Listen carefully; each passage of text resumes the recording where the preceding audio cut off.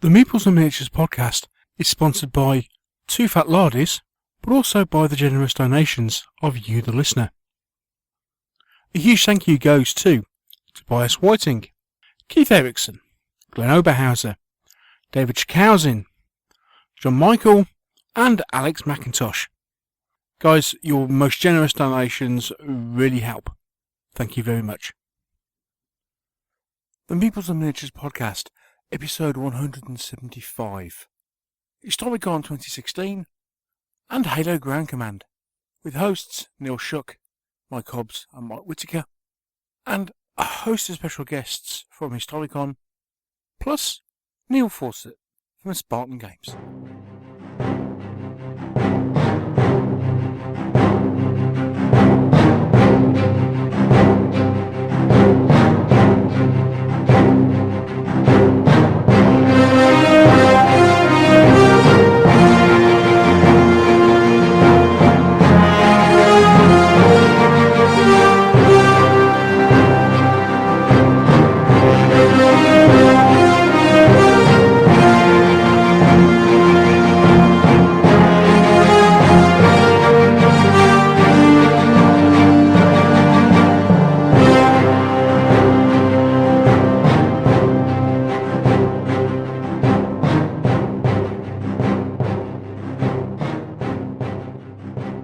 Hello once again, and welcome to another episode of the Meeples and Miniatures podcast. I'm Neil Shuck. As always, I'm joined by the Welsh wizard himself, Mr. Mike Hobbs. Hello. Back from West England. Yeah, we're now officially Wales. Yes. Because nobody else wants us. And also by apparently the man who wants to be known as Mr. Trouble at Mill. It would help if you could pronounce it properly, but it's Trouble at Mill. Trouble at Mill. What? So you don't do the mill bit? Trouble at Mill. Oh, okay. So you there's a you have to speak the Yorkshire dialect properly now. Oh, so the apostrophe T just isn't pronounced. Is that what you're trying to say? Sort of gets swallowed up in a Yorkshire North Yorkshire mist. Yeah. Oh, okay. Okay. So do you want to introduce yourself then? Oh, it's Mr. Trouble at Mill, freshly laking Warlord Games, Mike Whitaker. Sorry, I got none of that. Get him to translate. Freshly, lake is a Yorkshire dialect word that means to play. For instance, you go and knock on your friend's door and say, "Art laking art," which means, "Are you playing out?" And War Games is War Games. So there you go. Boston? Yeah, No, that's right. Yes, welcome one and all. Here we are again with Mr. Whitaker, freshly returned from parts foreign. Well, Yorkshire. Far worse than that. As part of the show, we'll get to hear all about your trip to the colonies. Certainly will. Good stuff. Very literally the colonies too. Mm-hmm. In that we were in Williamsburg, Virginia, which is the site of the original Jamestown colony, only 10 minutes down the road from where we were staying. So yes, very literally the colonies. Proper America. None of this fancy stuff. Okay, at this point, we've just lost half of our American audience. You do realise that, Hobbsy, don't you? They're probably off making America great again. Can we start with a pledge not to go there? Well, having said that, as yes, anybody watching UK politics recently, I think that's pot and kettle. Yeah. And on that note, I think what's the phrase? Moving swiftly on. Independence for Yorkshire! Rebuild Offa's Dyke. Okay, so trying to bring some sanity back to the proceedings. What have you got on? Yeah, okay. Yeah, what have you got on in store for you on this show?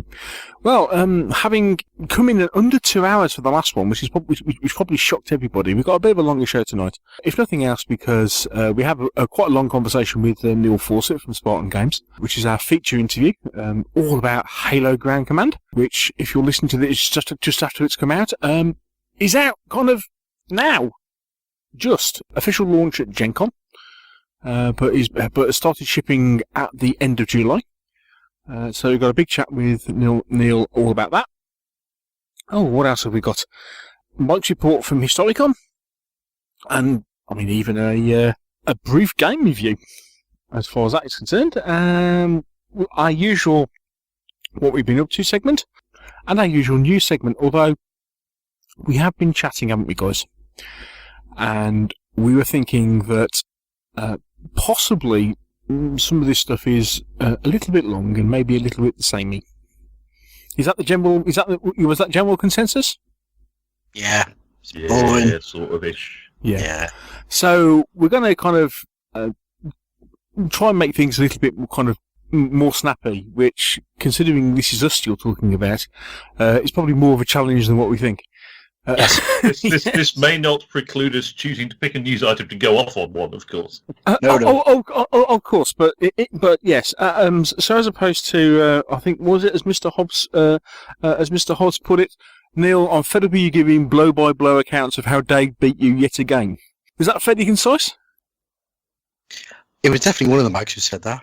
I think it's me, actually. Yeah. Although I did silently completely agree. The fact that you can't tell the difference worries me a little. So yes, a little bit. I think a little bit more focused is probably the order of the day. Yeah. And there is, of course, no truth in the rumour that we're using this to drive more traffic to the news items on the blog. But we are. That is true. Yes. So get used to the phrase, it's on the blog, go and have a look. So let's take a quick break, and then when we come back, we'll chat about what we've been up to.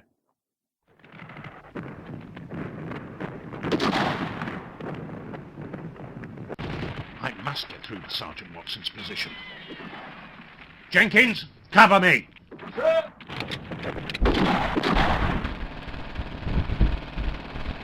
Whoa. Sergeant Watson, bring your men in! Withdraw!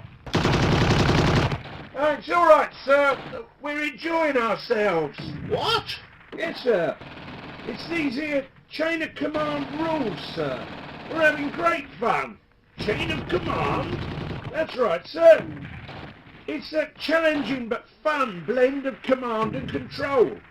It gives me the freedom I want to fight the way I want to. Never had so much fun, sir. And we've cooked you some sausages. Can't be helped, sir.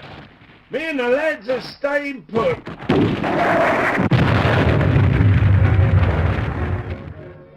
Chain of command, World War II, platoon level rules from two fat laddies. They really put you in control. And they're even better than sausages.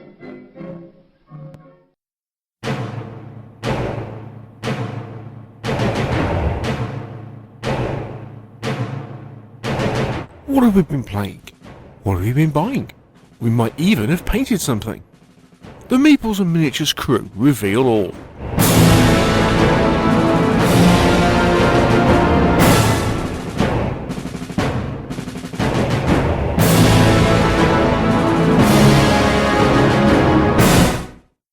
Bit of a packed segment coming up with what we've been up to, because we've been busy, haven't we, chaps?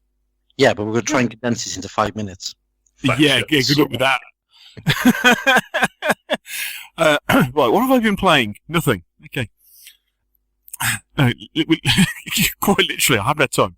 Well, that was easy, then. Well, yeah. But it was like, been round Dave's twice, chatted with Dave, too tired from work to actually fancy playing anything. Oh, okay. So I haven't actually played that much. What have I painted? Nothing. Why? Because I've been podcast editing.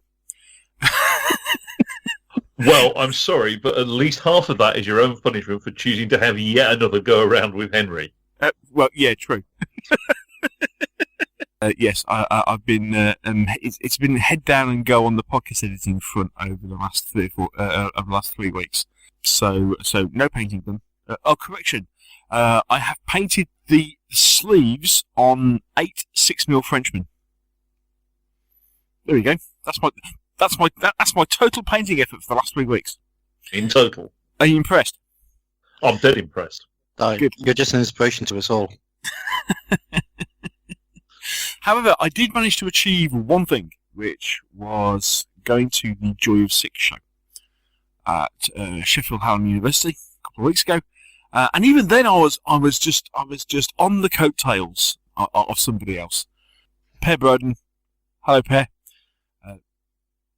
From picking up on some comment that myself and Mr. Luff made at some point about doing 6mm Saga, decided that he wanted a break from doing Great Northern War, and he thought he'd do something smaller, and so put together 6mm Saga. But this is Per we're talking about, so I lost count of the number of war bands he put together, but there were a few. I think it was about 9 or 10. Oh dear, oh Lord. Plus the fact he scratch built all the scenery. Yeah, but that's 6mm. It's only 3 matchsticks. It did look really good. Not actually. It's 3 matchsticks. Not forgetting the spaghetti. Oh dear Lord. In all seriousness, if you see the bridge on the one table, the wooden log bridge. If you look at the show report on the blog, folks, you will see there's a wooden bridge on one of the tables, which is actually made out of spaghetti. It just does occur to me, given my previously stated intent to consider ACW in 6mm, that spaghetti for snake rail fencing is not impossible either. Although, Mike, rather than using spaghetti, Ed Wilson, who was working on the, I think it was Old Patini's game at Joy of 6, was doing had made all his fencing out of cocktail sticks. That works. And we were actually discussing using doing snake rail fencing using cocktail sticks. So that's maybe slightly better because they're just a little bit thicker than spaghetti. But I mean, yeah, you could use spaghetti. Just anyway, don't get them wet. no, yeah, not until after. Me snake rail fencing's got all limp. No, at least not until after you've sealed it. No, quite. Anyway, so Joy 6 show. Everything good about the 6mm hobby, and then some. Loads of participation games, loads of display games. I think there's about 22 games on or something like that in the day. A small number of traders, again all concentrating on 6mm goodness, but really nice show. As I said, based at Sheffield Hallam University, and it's actually held in their atrium. So, big open airy space. For those of you, if you haven't been to Sheffield, for those of you who remember going to Derby and the big atrium at Derby, it's a bit like that, only slightly thinner. But no, really good show. Despite the fact that it was actually one of the smaller games, or they were the smaller games at the show, what Per did with his 4x3 Saga tables was massively impressive. And saying, considering everything was scratch built. I think with the exception of the fort, I think everything else was completely scratch built. So really good show. Very much enjoyed it. Had lots of chats. However, one thing, yes, I do need to give a shout out because middle of the day, Igor from Bacchus. Hi Igor, if you're listening. He wandered over, looking slightly bemused, and brought a gentleman over with him, and said, "Neil, this guy's desperate to meet you." Spoke to this fine chap, who even insisted on having his photo taken with me, misguided as he is. Photogenic as you are. Yeah, I think he's in the frame somewhere. He might be shoved to one edge. Yeah. I hope his camera's got a wide-angle lens. Anyway, hello to Steve Preston. Now, Steve was doing a Mr. Whitaker, as in he's actually from Australia, and he was over in the country visiting relatives and those other bits and pieces, being a bit on holiday, and took the advantage of coming to the Joy of 6 show. Quite by accident, of course. Indeed. Although apparently part of that whole thing was because he knew we were going to be there. It was quite a scary thought. So I think he was most distraught when he suddenly realised that Hobbsy wasn't there Well, of because course. he was busy. Because he was busy doing that, and also Mr. Luff wasn't there because he had a poorly toe. Didn't want to see Mike then, did he? Well, Mike was never going, but you know what I mean. What was that? Mike couldn't go. He was in America at the time. Give the chap a chance, for goodness sake. But yes, hello to Steve Preston and also the Central Coast Wargamers, who are a bunch of obviously fine, upstanding chaps who play war games about an hour's drive north of Sydney. So they're about as local to Sydney as Sheffield is to Leicester. And apparently they've been playing Chain of Command and Sword and Spear solely on our recommendation. And the entire club listened to the show. Yay. They sound like Respect, a fine, upstanding guys. bunch of people. Indeed, yes, an outstanding club. It really does sound so. A fine, outstanding bunch of gentlemen. Yeah. Even if they are from the wrong country. And if they want to pay for us to go over there, we'd be more than happy to come and shake their hands. That'd be brilliant. I think Australian tour. If you could make it sort of next time England are over for the Ashes, that would be brilliant.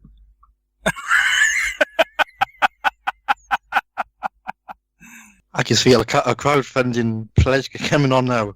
Get Meeples to Australia, one way. But don't buy the Why? return fares. Yeah. Anyway, lovely chap. Really nice to speak to him. Yeah, Steve Preston. Hi, mate. Yeah, I had a great chat with him. Ah, that's nice. Yeah, I was gobsmacked. And so in the meantime, there's Igor looking completely bemused, going, "So what's going on here then?" So, did you do anything else? No, that was it. That was it. So pretty much the only gaming I've got done since in the last month is umpiring 3 games of Saga. And winning one. Because you broke the rules. You broke the unwritten rule of demoing games. It's simply because you weren't there, Mike. You I wasn't there, man. It's all your fault. You foisted me on the public, and I'm sorry. I just couldn't cope. You should know the unwritten rule of demoing games is always let the player win. Let the Wookiee win. Yeah, and I failed. Ah, dear.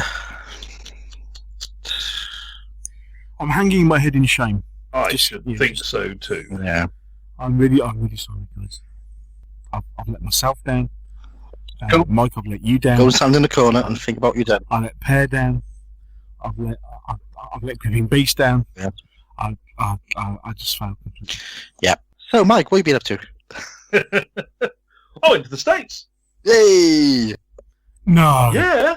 When did that happen? Oh, a couple of weeks ago. You haven't mentioned that at all.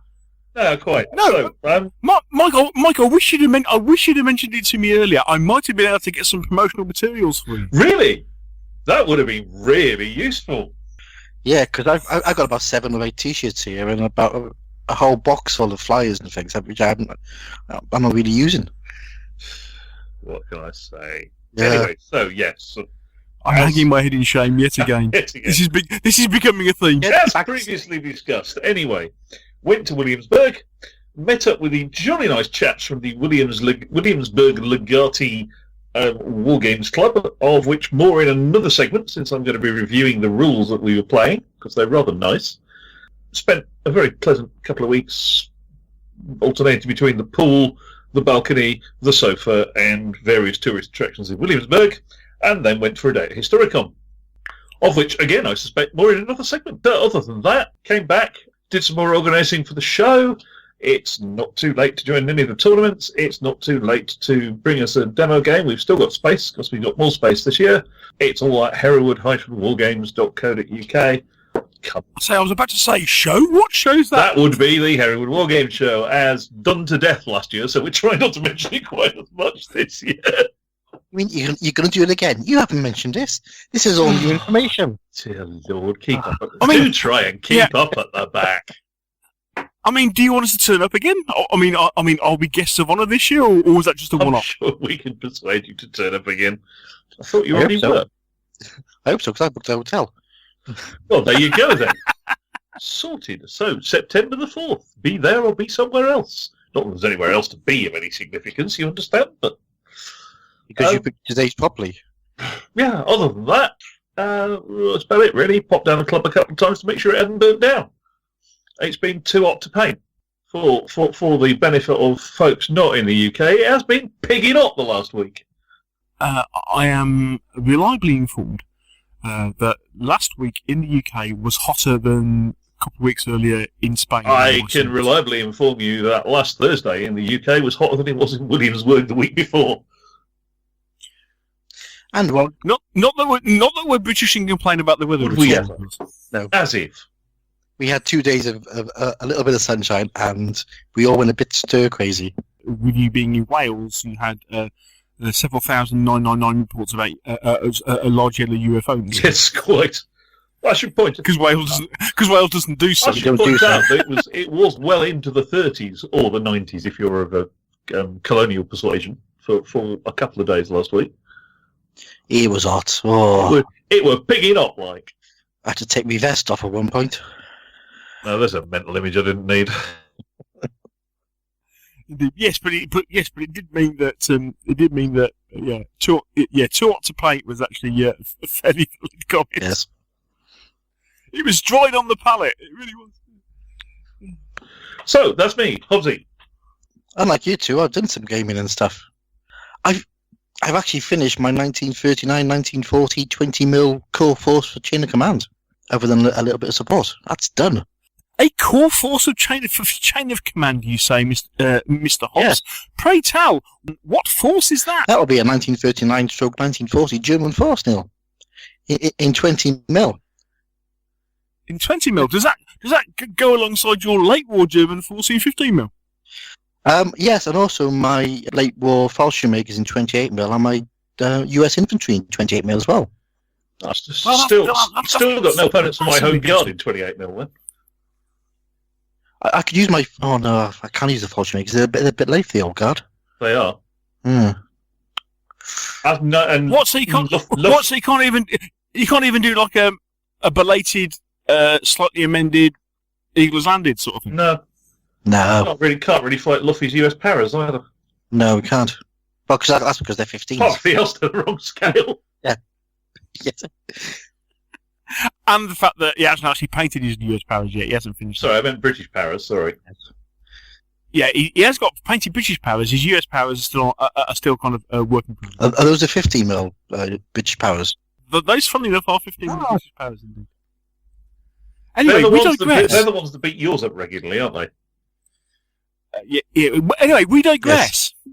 Yes. Indeed. So you finished your 1939 to 1940 early war German force for chain of command in 20mm.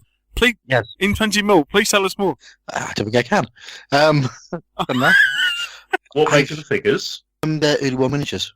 How desperately sensible. Yes. And very nice. There's some pictures on my blog somewhere. I'll do a pop post for it later. I've also... And what blog would that be, mate? Diary of a War Games Butterfly. Yeah. Just Google Diary of a War Games Butterfly. You can't miss it because there is only one. Or just go to mikehobbs.co.uk. Anyway, I've done that. I've also sent Rich the final draft for my War of 1812 supplement. Woohoo! It is done. It's over with Mr. Clark. Woohoo! Yes. So that might be out, and I'm going over there in August so we can take some pictures and have a curry. Ooh. And a beer or two. Yeah. So that's the news items for me. Hang on a minute. I think you're missing. There's one more. There is one more. But wait, there's more. What have you just bought? Oh, well, yeah, well, What have you just bought, Hobbsy? What have you just bought, Con? Tell the world what you just bought. well, in the for research for the show, I had a game of Command and Colours, the Napoleonic game, or the Napoleonic version, which I've never played. I've never played any of their games, and I really liked it. Oh, you like it? Yeah, really, really, really liked it. My mate Mark put it on. He uses figures. He doesn't use the blocks. Mm-hmm. Just loved it. So I walked away. I thought, I'm buying that. Found out it wasn't in print anymore. So I bought. Yes, they were waiting. Yes, they were waiting a reprint. Yes. So I bought the Command and Colours Ancients supplement as well. Sorry, a version, which arrived. Which some would argue is a better game than Napoleonics, but some may not. Well, I shall tell you when I play it. And I may have bought 2 expansions. So 2 expansions. Yeah. Last time I spoke to you, you only had 1. Yeah. That was a long time ago, Neil. You know what, Neil? we need. Hang on. So what was the other expansion you bought then? Because you bought the base game and Spartans. Yeah. I must admit, even I haven't. I mean, I've got Spartan. I haven't opened the box yet. You see, the problem with Spartans is you need to have the first expansion. You need to have the Greek and Persian expansion, Yes. which is also out of print. But I managed to find one in Italy. In Italy? Yeah, which I bought yesterday and was delivered today. And is it in Italian? It's British. Oh, superb. Yeah. I really only have one thing to say at this point. Yeah. Yeah. It was £50 for the expansion, which isn't Cha-ching. bad. Mr. Hobbs, can I officially say welcome to the Command and Colours Thank you very much. I own Meeples now. I got proper Meeples and things. They got stickers on them. Yes, having bought it, then spent 3 days putting all the stickers on. Yeah. Because it really does take that long. It did take a while. And I had them all in bags, and I thought, that looks We're going to have the argument over whether a simple block with stickers on is actually a meeple, since it's a contraction of miniature people, aren't we? I did ask the question on the Twitter, and I was reliably informed that by Neil. Who's wrong? As far as I'm concerned, meeple, as in the definition for meeples and miniatures, basically refers to any sort of generic wooden playing piece. I know a meeple specifically relates to a miniature people, as in originally the playing pieces that came with cards. And if you want to argue with the OED, which has precisely that definition, go you. Oh, does that mean I haven't got any Meeples? I've just got a buttload of... You got wooden blocks. buttload of wooden blocks. Thousands of bloody things. Yeah, but having said that, wooden blocks is a proper Euro game. So congratulations, welcome to the Thank you very much. And so you've got that's 3 down. So as far as Command and Colours is concerned, that's 3 down, 4 to go. Yeah. Okay, because you still got 3 more to go. you still got the 3 Roman expansions to get. Yeah, which I probably won't get because I'm not into Rome. And then there's the Epic expansion as well. I might get that if it can. Because that is quite good. Yeah, if it ever comes back into print. That is the problem. It is now getting to be quite an old game. Yeah. But it is completely awesome. Mm. I love it. So I mean, we've even threatened that we might actually get a game of it ourselves. Yeah. Together. I did also think about getting a load of Hexon terrain and doing a proper board with miniatures, and I thought that was a really stupid idea because I'd end up having to buy about 90 to 100 separate terrain hexes to go on top of the Hexon terrain to move some figures. Is not exactly cheap. No. Have you informed certain Twitter followers of ours of that? Yeah. Certain American cranky lawyer Twitter followers of that. You'll work it out. What? He might not be happy with you. Like, the way I think about it is, I could play it with my figures on a Hexon terrain, and it'll cost me about 250 quid to get the board together and all of the hexes and play a game. or I could use my figures for sword and spear into the strongest, and use the myriad of wooden blocks that I just put stuck stickers to on the board that comes with the game. So, which is precisely the way that myself and Mr. Luff played the game. yes. So, eminently sensible. Well done. Thank you. Indeed. It's me done. But, yes, Commanding Colours, Napoleonic Commanding Colours, cracking stuff. Very good. Sorted. Done. Fab. Okay, in that case then, that's what we've been up to. We'll take a quick break, and when we come back, we'll have the news.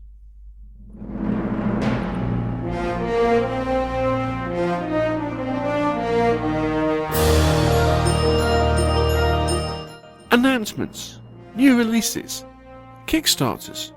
What's caught our eye? It's time to catch up with the Meeples and Miniatures hobby news.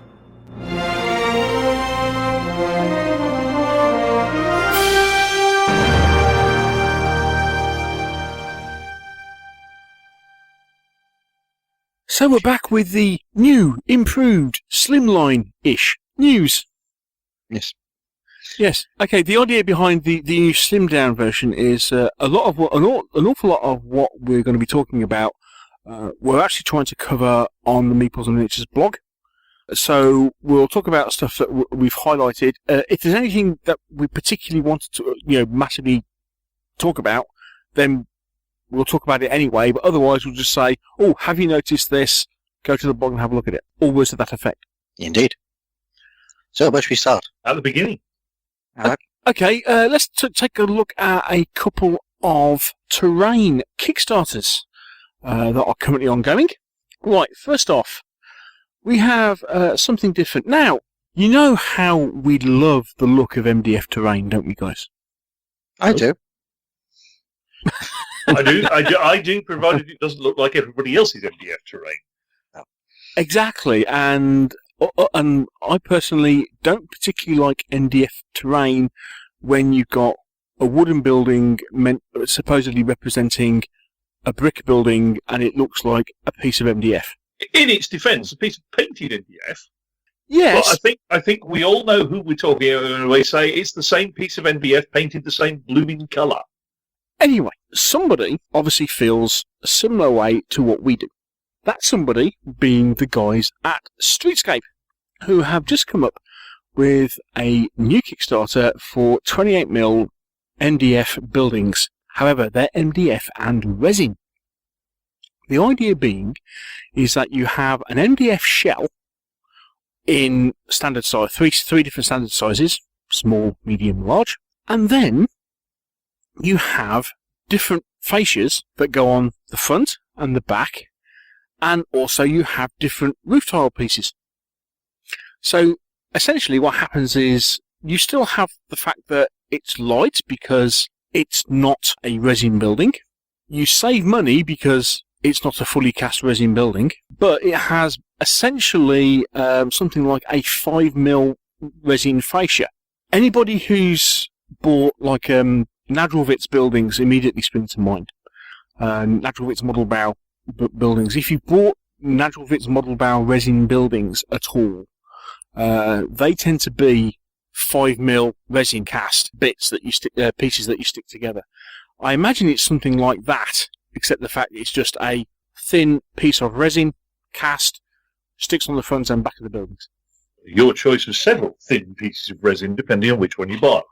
Indeed. Immediately it means that an MDF building actually has a frontage and a rear that looks like a stone building, and they don't all look the same. It is a good idea. It is. Now, obviously, it means that because they've got resin bits as well, they're not as cheap as most of your standard MDF buildings. Yeah, they're a little bit more expensive, but I think they look great. What's the other one you were talking about? Yes. Okay. Now, this is a resin building. Okay, so another Kickstarter. This from the guys at somebody called Game Terrain. Okay. Now, funny enough, somebody else who doesn't like MDF terrain, as they say, actually in their Kickstarter, they turned around and said, we wanted to produce fantasy tabletop buildings that were decent, relatively cheap, but not MDF. And that's basically their product scope. Now, as we are recording this, they have 13 days to go. It finishes on the 9th of August. They are fully funded. I mean, they've only got 40 backers, though. I'm quite surprised they haven't got more than that. But it's the start of what they hope is a range of something like 26 buildings that they're doing. But the whole idea is that they're producing resin buildings, usually two-piece, so removable roofs, and they are stylized fantasy. More importantly, they appear to be on the same stock 100mm by 100mm grid that people like the Winterdale printable scenery are using as well. Oh right! I must admit I hadn't picked up on that. Well, certainly their little diagram in their Kickstarter indicates this, and I suspect that's very, very sensible of them actually. Full marks, guys. For example, the ramshackle hovel they're doing, which is, funnily enough, it's 100mm wide, 100mm deep, and 100mm high. It will set you back £24, but it's a rather cute looking building. They currently hit 2 or 3 stretch goals, so there's about 5 buildings currently available. There's a very nice Traveller's Rest Inn. And all in all, it's actually a very nice example of how the good Lord intended Kickstarters to be used. Indeed, because it is completely launching a new company. Yeah, and it does seem to have it. They've set a modest goal and they've made it. They're on 4 times their funding goal with 12 days to go. Job done. Well worth a look. That's gameterrain.co.uk. Okay. Cool. Moving away from Kickstarters, before we go back to them, Battlegroup, which is one of my favourite World War II games for 15mm stuff. The downside of playing Battlegroup has always been the vehicle data, because it's spread over all the books and you end up leafing around trying to find it. I was going to say you're playing late war, and how many books do you need to bring with you? Yeah. And whilst there are army creators out there on the web and stuff, the guys have actually got together and produced some proper data cards, which you can now buy through Plastic Soldier Company. I've ordered some. They will be arriving soon. There will be a post on my blog about them. But thank God. So, about a week ago, Neil and I were exchanging messages on Facebook, noting that Modiphius has an announcement coming up. And we sort of said, well, we think it'll be one of the things they've mentioned in passing on the show. And by cracky, were we wrong. Yeah, just a little bit. Dear God, were we wrong. They appear to have landed a Star Trek RPG franchise. Go them. As far as IPs go, especially sci-fi IPs go, you've got Star Wars and the thing. And it's up there with having Halo. Let's face it. Yeah. And then I mean, Microsoft might not agree, but I'd probably suggest that Star Trek's probably a little bit bigger than Halo. If you actually, it's a moot point, isn't it? If you actually go in terms of installed copies of Halo in people's houses, it might not be. Yeah, fair enough. But they appear to have a role-playing game, miniatures. Yeah. It was the miniatures bit. I mean, role-playing game. Star Trek role-playing game. Fine. Yeah. Miniatures. Ooh, what's that? Lovely artwork. In short, I can't wait. And it looks like it's the original series and next generation. Oh yeah. So 32mm figures. Yeah. The only downside on the 32mm when they kind of went, it's kind of soft resin. And I'm thinking, oh, please don't be that restic crap. It might be the stuff that Hawk are using. That sort of plastic. Yeah. Which is using that, which is lovely. That was, as I believe both Neil and I said in various comments on Twitter when it came out. That's not small. No. Yeah, go Modiphius. Yeah, respect, guys. Brilliant news. Brilliant news. So it's coming next year, although they're doing a public beta test, which I think launches at Gen Con, doesn't it? Yeah. So if you're listening, guys, get us a copy. Pretty please. Don't worry too much about the RPG, but the figures are. I'm happy to have a couple of those just for. I'll tell you what. Send Hobbsy the figures, and I'll have the RPG. Yeah. As I say, miniatures range. I'm thinking, hold on a second. It's a TV series. What possible rule set can we use that mirrors a TV series? I haven't a clue. Oh, hang on a minute. What's that over there? Second edition 7 TV. Ooh. I confess, that box I still haven't opened yet. Well, I think the three of us need to go and have a participation game. If only there was a show taking place at the beginning of September. Well offered, Halsey. So Oh, wait, they're there, aren't they? they are there, yeah. Pick up on the subtle hint there. Carl, if you're listening. Sorry, that's dealer relations, which is Ruben, not me. Carl, if you're listening, we need a demo game. Drifting. Oh, they're bringing one. I've seen what they're bringing, and it looks juicy. Drifting quickly back to Kickstarters, because I can't remember whether we touched on this in passing. PSC, Battle of Britain. Yeah, we mentioned this one, haven't we? Yeah, we didn't mention it, but crikey, isn't that going well? And once again, full marks to Will for going. This is what I want out of a Kickstarter. This is how it's going to happen. If you don't like it, go complain and work somewhere. Go complain and just sign up to another Kickstarter because it's going great guns, and I can't wait. Just over 55 grand because they've just funded the Bolton Pool Defiant. Yay! Yeah, so loads loads of different plastic planes, all 1/300 scale. It's even got that 5x3 mat that they had, a big gaming mat that they had at the UK Games which Expo. Will has very usefully just managed to source cheap thing off. So anybody who pledged for it at 45 quid level can now get it for 30 quid. At 30 quid, yeah, he managed to source one at 30 quid, which is going some because those things aren't cheap. Especially custom printed ones. And I can see so many uses for this. As I said, someone congratulations. I think at the club, using it as a campaign game and then playing the individual games with check your sticks or bang the Hun or something would be quite fun. Also talking about PSC, they just started shipping their last Kickstarter, which is the Victory or Death. Which is the one? Yes, Quartermaster General, isn't it? Which is the one that you kind of went, ooh, that looks interesting. I didn't pledge. No, I completely missed it. I didn't even know they were running it. But I have noticed in their latest newsletter that they've got a limited number for sale on the PSC web store. So by the time you listen to this, I've ordered mine already.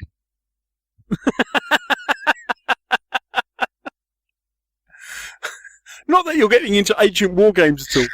Board games. It's Greek and Persian, man. I'm really into my Greek and Persian and Peloponnesians and stuff. I did kind of notice that. You're into your Romans and your barbarians. I'm into a more civilized period of history. A more civilized period of complete slaughter. Yes, I know. Yes, but they had fancy uniforms. You're into people pushing other people around with big shields and even bigger spears. Yeah, your point is Sizes and everything. Exactly. Will, if you're listening, I yet again have to apologise for the fact that I completely missed getting a demo game of this at UK Games Expo. I'm really sorry, mate. I was caught up doing other things. So, did I see someone mention Warlord and some Doctor Who figures? Oh yeah, that's something we noticed today. I think it hasn't that just come out in the latest Warlord newsletter. Yep. They've got 2 pre-orders out for 5-figure packs of various Doctors with some minions, companions. 10th Doctor and 12th Doctor. I don't know what that means. People who of the Doctor Who persuasion will know what that means. Basically, that for 10th Doctor, that was David Tennant, and 12th Doctor is the current one. What's his name? Call yourself a Whoverian. Peter Capaldi. Thank you. So they just released for pre-order the first 2 figure packs. £20 for 5 miniatures, so they are getting to top rack. So getting towards top rack for that for that style of miniature. Some of the sculpting's interesting. Some of the sculpting is. They're nice. They're all right. They just seem a bit static. My own personal opinion, having seen those compared to what we may have previously seen vaguely related to something approaching a time traveller from some other companies. I don't think it was good. Mm. Looking at probably the painted figures on their own, they're quite nice sculpts. The poses seem a little bit static. Yes. I do like the Don Noble figure, but they are a bit. I don't know. They just feel a bit static. They need a bit more. I mean, the same way that for those who remember their. I think the hair on the David Tennant figure's wrong. I think the face on the Billy Piper figure is a bit too elfin. What I was going to say, though, is if you remember their Home Guard figures, if you put those up against the Foundry ones are much more animated, much more dynamic, much closer to the TV characters. And these, I think, suffer a bit from the same problem. Yeah. So, whilst these guys have obviously shelled out for the license and those other bits and pieces. Yeah. Mm. Sorry, guys. Just to prove we aren't nice about everything. No. Why, are we now going to really prove that point? Is there anything else? There's one more for me, and it's an oldie, but I only... Fire away. It's one I noticed the other day. Somebody on Twitter flagged it up to me. Gringo's 40s, or Gringo 40s. Oh, yeah. They're 28mm Napoleonic range. Oh, I tell you what. Just go and have a look. The Napoleonics is fantastic.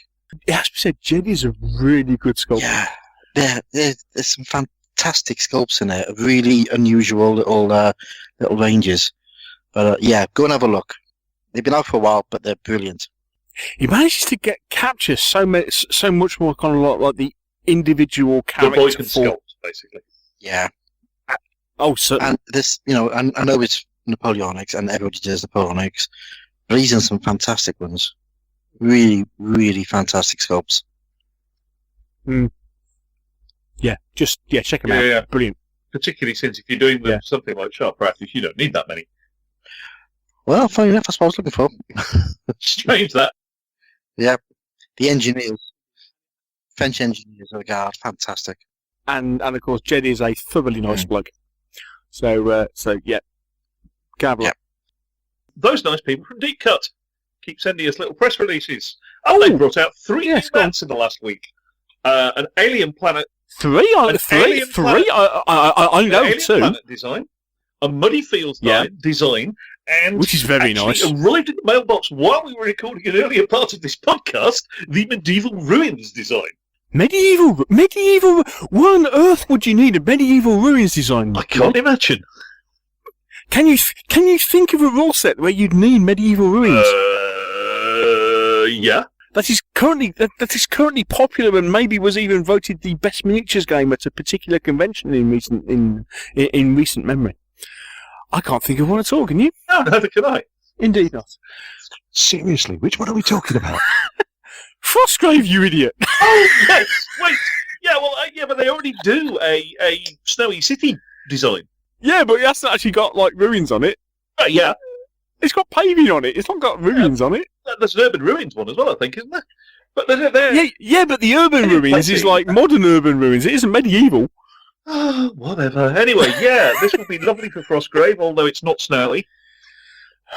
It's during the spring. It's not so Frostgrave. Springtime in Frostgrave. Don't go there. But anyway, yes, he went there. At least I was only thinking it. But anyway, thank you, Deep Cut. Always nice to have new stuff to buy for the club. Also, and they don't make this quite so public, but if you are running a club, talk to the guys at Deep Cut because they do club N plus 1 for the price of N discounts, especially on postage. Yeah. Yes. Well, postage is good because you only pay the first mat. Yeah, you only pay the first mat. So if you order like a half a dozen, they also do a 6 for the price of 5 club deal. Oh, cool. So and they're lovely people. They're very nice people. They make very nice mats. Those of you who saw Andy Hawes and Andy McTaggart's Northwest Frontier game at Hereward and Partisan, that's a pair of book-matched deep cut rough terrain mats. Yeah, and you can also get them from Simon Miller over here in the UK. You can, but he has said a couple of times that there are some it's easy for you to get direct from them because particularly with the way the Euro's gone lately. Indeed. You were also using one at your shop practice game, weren't you, Mr. Hobbs? Yeah, I used the deep cut cloth one for that. Yeah, we have a bunch down the club. We've got several Frostgrave and Western Europe, and I think an Alien Planet one, and they're brilliant. And they're not particularly the cloth ones. From a club point of view, the club ones are great because if anything goes wrong, literally you can shove them in the washing machine. Yeah, they're fantastic, good quality, great stuff. Indeed. So what have we got left to talk about? We've got left to talk about.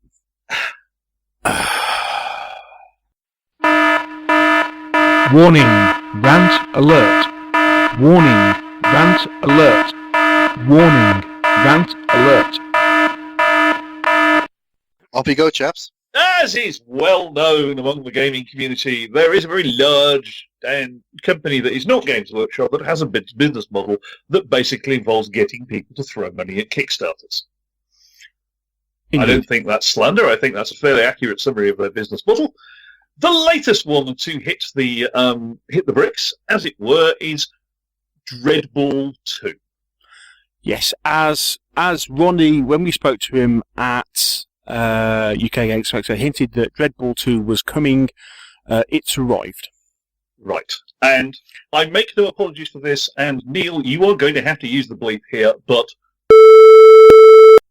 Actually, was my original opinion as well. I loved it. There you go. Yes. Yeah, So, okay. And this is coming from two guys. I don't think you quite invested as much as I did. no, but I love the game. I absolutely adore the mechanic. I think it's one of Jake Thornton's best pieces of game design. It plays brilliantly, and why in God's name are they messing with it? Now, I can understand the issue regarding team balance. So yes, they're looking at rebalancing the teams as part of the design. I'm sorry, they're rebalancing the team by adding a whole new bunch of new ones. Well, not just new ones, but they're going back and looking at the 27 that we've already got. And kind of going, it needs rebalancing. Primarily because I think, especially from Season 4, I think things got a little out of hand, And shall we say. because the people who started adding the teams around about Season 4 were not people who built the original game. Because as we've had from Jake on numerous occasions, by the time you get to ask him about a game, he's 3 games down the line. Indeed. Particularly, as I understand it, the Kickstarter the aims of the Kickstarter include completely revamping the core rules, Mm-hmm. adding a bunch of new teams, Yes. At least 4. Well, I have no problem with that. Tweaking, God knows what, all the team balance, most of which, I mean, okay, so I am not a Dreadball tournament. I will preface this with, I am not a Dreadball tournament player, but Indeed. there are Neither at am least a couple of people down my club who are, and who regularly win regionals, Mhm. and who are quite deeply invested in and involved in the tournament organisation of the game. And to be brutally honest, I can't actually give you Dale's opinion because we'd wind up going 18 and staying there for the next week.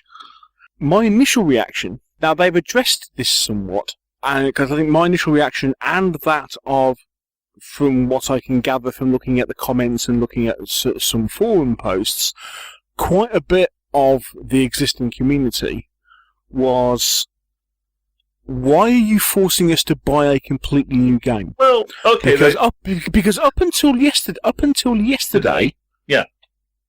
they didn't have an upgrade option available. Now, interestingly, looking at the comments, and they actually came out and said this, which I was actually quite surprised, but there is actually a comment in the Kickstarter comments from Mantic saying, we were worried that if we posted an update-only pledge, we wouldn't actually get enough money to fund the second edition. But hold on a second, Neil. Haven't they put their pledge amount at £80,000? $80,000. Dollars, sorry. and have they not passed the pledge already? And then some. By considerably less at this point in the Kickstarter than I'd expect Mantic to have. They're only about 130k. Yeah, I think part of that was also because, again, with the fact that it didn't have an upgrade pledge, amongst other things, I think a few people were more than little. I think is the phrase that springs to mind. Was another. My issue goes a bit deeper than that, in that I fail to understand the point of a second edition. The core mechanic is beautiful. I am reasonably sure that anybody with an ounce of wit and a clue about how the game system went together could fix the issues. Admittedly, it might require wielding a very large hammer on the number of people who will probably moan and whinge because, like every other tournament-based system in the world, their pet team is not as good as it was 30 seconds ago. But the fact remains that it's not. I contend that Dreadball is nowhere near as broken as to justify a Kickstarter, when what it really needed was effectively, if you like, the Dreadball compendium, gathering all the rules into one place and fixing the things that are broken. Of course, there is the issue that, obviously, first edition is out of print. Well, fixable.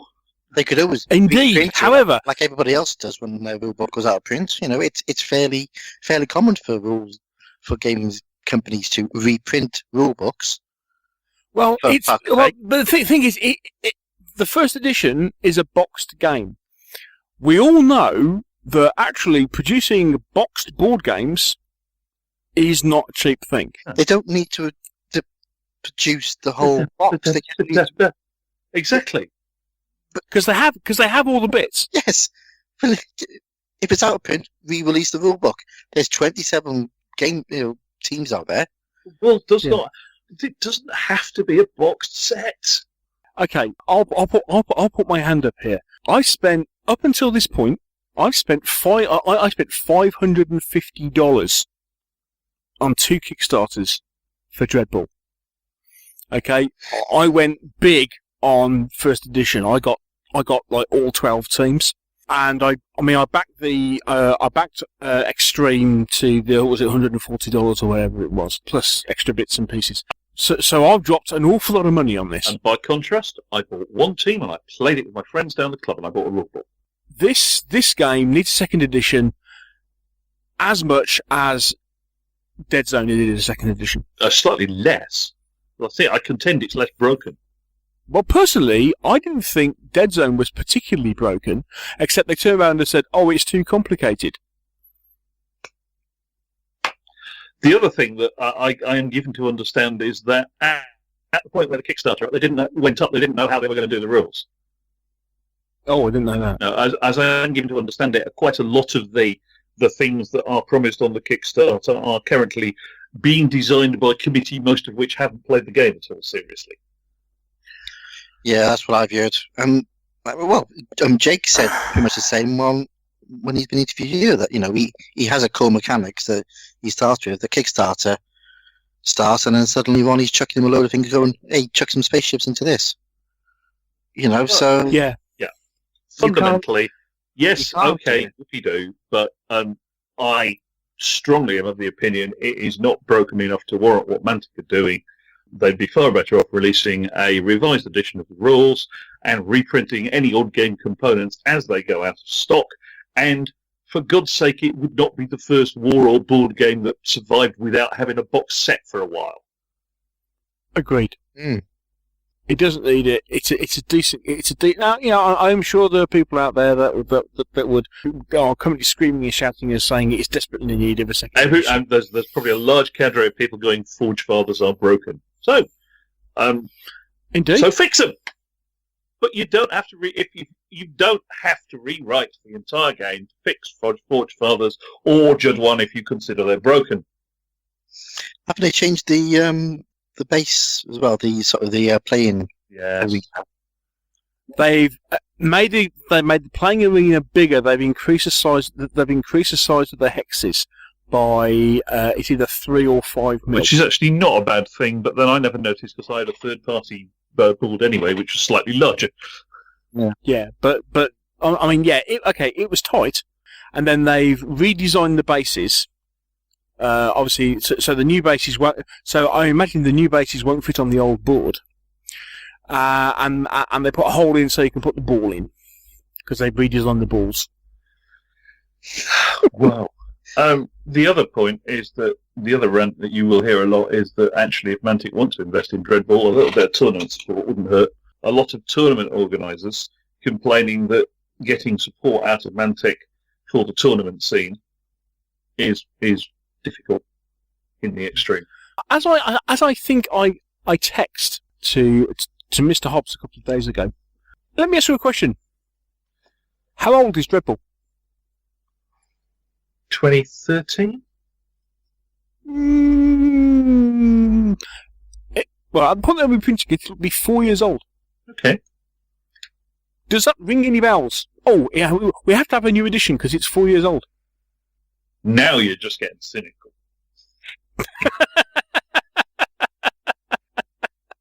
I just thought I'd throw that out there, but it's like, yeah, exactly. It's like, come on, guys, really? Playing devil's advocate here. Having new editions of rules when things are broken I think is always a good idea. I'm not saying they should. Yeah, and it's a good thing, and you can do a new rule book. Off you go. It's like Bolt Action 2. It's just come out, because they had a few problems with the first version, so they've refreshed it. Nice. All the old stuff still works with the new version. I think they re-released they re-released the Army book and the German Army book because that needs a little bit of tweaking. But nice. That's fine. And let's be perfectly fair, before somebody who I'm sure will accuse us otherwise of intolerable bias, I ain't been Shotgun 3, Sharp Practice 2. Yep. But it wasn't done as a massive great Kickstarter with buy everything new and forget about all the other stuff. And it comes down to what you guys were saying. If you needed a refresh, do a compendium, refresh it, tweak a few rules, take in all the errata. Support. Yeah, take everything below the last 4 years. There's a chunk of Mantic's business model which does appear to be fire out a Kickstarter and then sub the game till we next need to refresh it and fire out another Kickstarter. Yeah. In their defence, there is one thing. Yeah, there is one thing I think they are doing well. In the case of there are loads of people clamouring to have a whole load of add-ons on this new level. All the can I get all the old teams? You can. It costs you $850. Yes, you can for 850 quid. And what they turned around and said is that if you want the individual teams, go and buy them from your FLGS. If your FLGS actually stocks them, because most won't bother because they'll be assuming everybody's bought it through the Kickstarter. Well, there is that. I don't think I've ever really seen much Mantic stuff in my friendly local gaming store because it doesn't sell. Yeah, I mean, why? Because everybody's bought it on Kickstarter, and it's actually a common thing I've heard. People know that if you want something from Mantic, you get on the Kickstarter because the Kickstarter deal, everybody's on the Kickstarter. Yeah, and if he won't keep Dreadball in stock.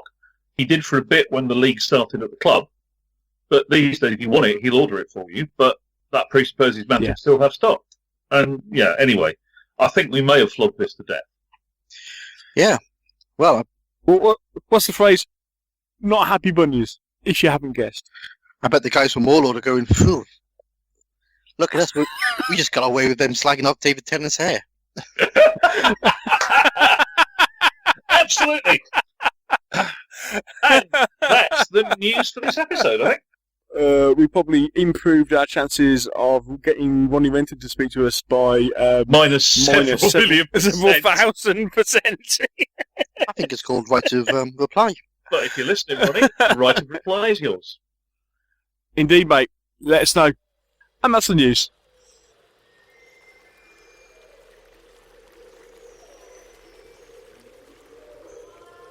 Sometimes we manage to find our way from inside the Meeples podcast recording studio out into the wide wargaming world.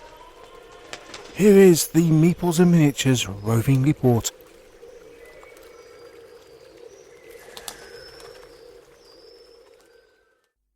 as we have trailed extensively, I think, is the phrase. Because you won't let me forget. One of us has not only been to the colonies, but has managed to wangle not only a visit to a War Games club, but a visit to a US War Games convention, and still claims it was a complete accident. I feel the need to note that we should really say about not just a US War Games convention. Historicon is hardly just a US War Games convention, any more than Salute is a UK War Games convention. It's a bit big. But we wouldn't know that because we haven't been, Mr. Whitaker. It's just a name to us, mate. Yeah.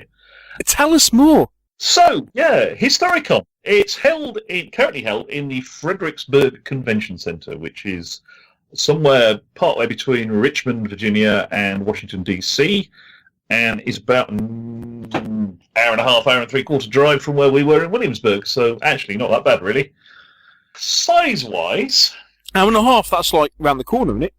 well, yeah, but by American standards, that's just round the corner. It's not a hell of a lot worse than driving to Salute or Callum for us used to be. So, yeah, Fredericksburg Convention Center is what you'd expect for the States. It's a big building stuck in the middle of a car park.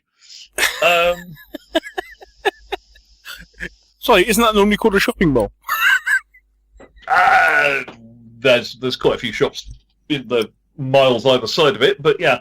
And size-wise, the dealer's hall I put probably about the size of the main room, the new main room at Partisan. Oh, it's fairly hefty. Possibly a little bit shorter. It's about the same width and possibly a little bit shorter.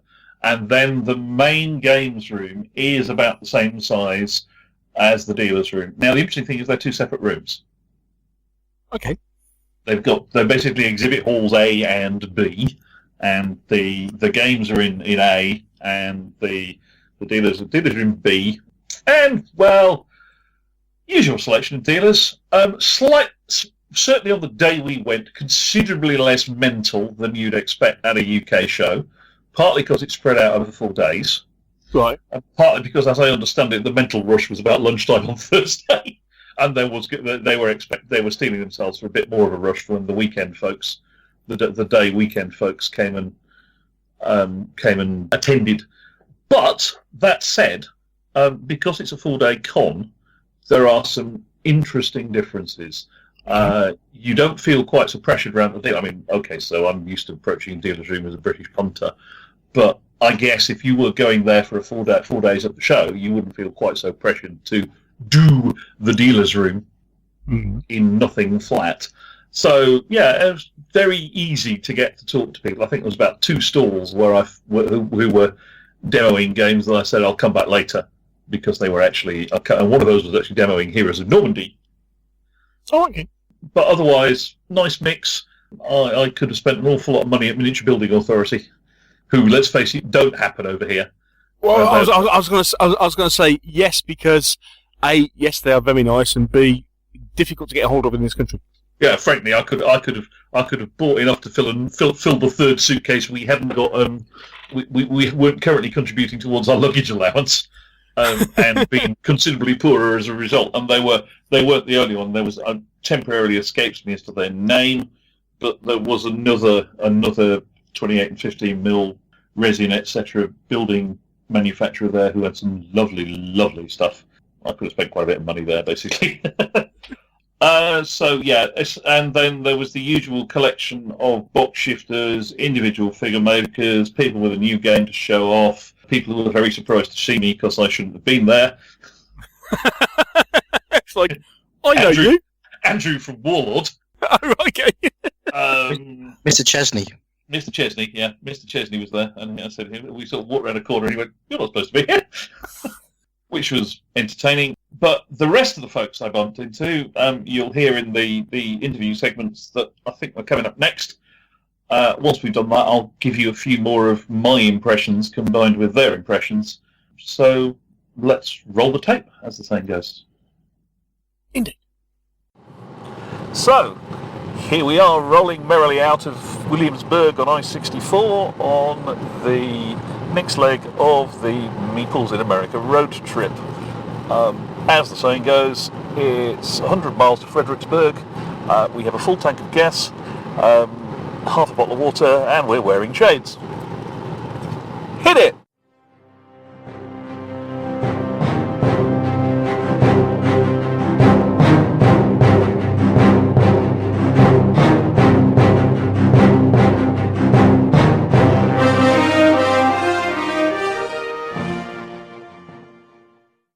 So, I'm here in the Historicon dealer's room with Joe from Miniature War Games, the movie. As Neil would say at this point, hi mate, how's it going? Yeah, very well, thank you. How's things? Pretty good. Wife still doesn't believe we're here by accident, but never mind. So, this your first US con? Yeah, it is. So Historicon is my first big one. I'm going to be at Gen Con as well in a few weeks. But no, I've been asked by Historicon to come and host 2 panels and talk about the film in depthly. Awesome. So I've got one today at 4:45, and then I've got another one tomorrow. So yeah, I'll be talking more in depth, showing the new trailer and exactly kind of the production side. So the original idea and where it's going to, and where we are at the moment. And how's the Kickstarter going? Yeah, very, very well. We were funded in 6 days, so very, very good. We've raised over $20,000. Some of my money in there, so yeah. We've raised over $20,000, so yeah, really, really great. Really good. Impressions of this compared to British Con? Completely different, I must say. I was quite surprised because they've separated it into vendors, gaming, because this one's a lot more gaming orientated, unlike Salute, that's obviously a one-day event. They tried to cram everything into one hall. So yeah, it's definitely different. It's I kind of like the fact that it's separated, but at the same time, you know, the footfall doesn't seem to be nowhere near as much as what it is at Salute. But you've got 4 days. Exactly. Yeah, you've got 4 days, and obviously it's Friday at the moment. So tomorrow, I'm sure people will be coming in and doing the spending, and then going off in the evening to play games. Sounds good. Cool. Right. Well, we will catch you again, I hope. Brilliant. Once things are over, 7th of August it finishes? Yes, certainly does. 7th of August, and then at some point you let us know how it all goes. Yeah, brilliant. Brilliant. Great to talk to you, mate. Thank you.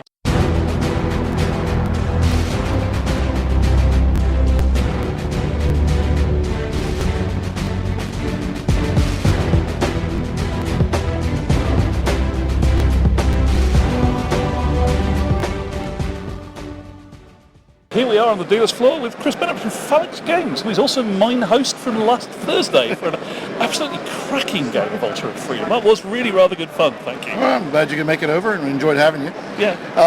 We're here at the convention, and we've been debuting several new items that we've had we've expanded the Ranger line for the Skirmish Sanguine modern skirmish game. Of course, because you're dealing with Skirmish Sanguine for the UK, US, aren't you? For the US. We've had the guys on the podcast. Yep. So what's new there then? So we have we've added 4 more packs of Ranger figures, as well as an additional pack of the Delta.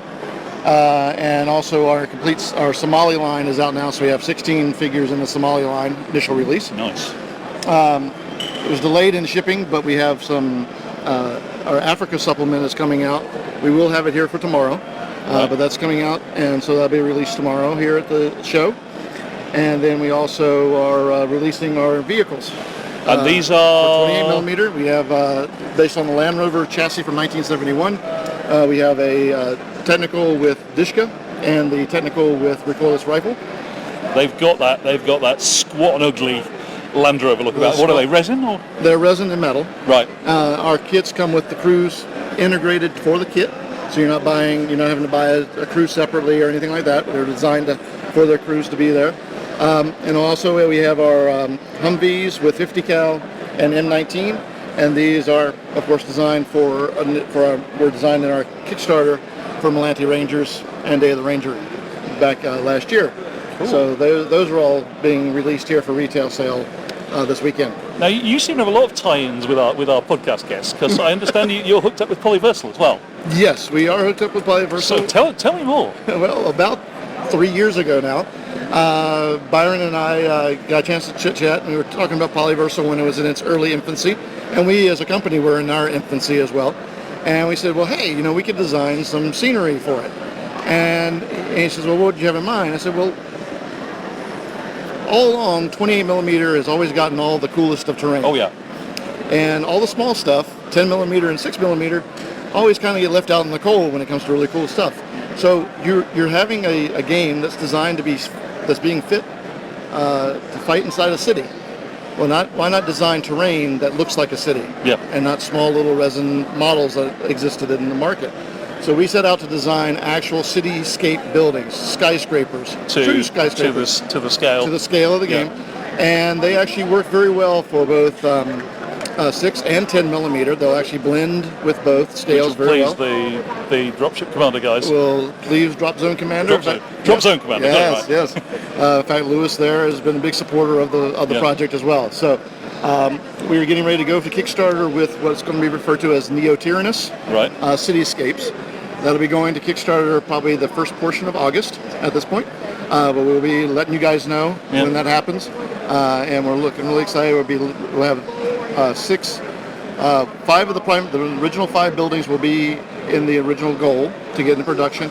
Plus we're going to be introducing what we're referring to as the Tech Center, which are going to be smaller, your lesser city buildings, but they'll fit within the context of it. So you have some filler buildings, so to speak, amongst the marquee buildings of the skyscrapers and so forth. Now, you showed me a couple of things the other Thursday. They're quite an unusual material, aren't they? Well, it's not a material that gets as much attention in the industry as I think it should, and that is self-skinning foam resin. So effectively, it's a foam resin that just dries with the skin on the outside as it sets. Or? Yes, right. It physically expands. We use far less material to produce it, to produce a single model. And it actually, because it's actually expanding to 10 times its volume as it cures inside the mold. Right. And it actually forms a skin that's very durable, but extremely lightweight in the end. So I have an 18-inch building over here that's actually was cast in the foam that I'll show you here in a few seconds. That weighs 8 ounces. That's ridiculous. Okay. And it's durable. If you knock it over, it's not going to shatter on you. It's not going to be like a hard resin product. Yeah. I have products that I have models that were done by Hudson and Allen back years ago. They were the original pioneers of this material. They were using the material on everything that they ever did.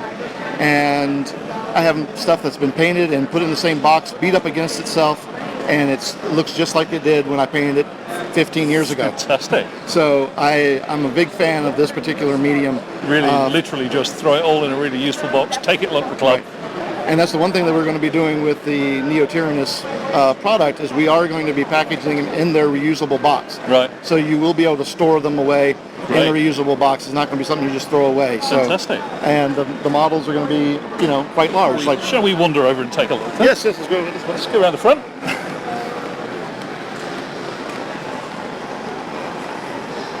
Now, what I'm showing you here is an actual cast model of one of the structures. Right. You can see it's the self-skinning foam. All right. And you can't see on the podcast, but that is ridiculously light. that is feather light for something that size. It looks really. How do you describe it? It's a very high-tech looking tower block. Yes.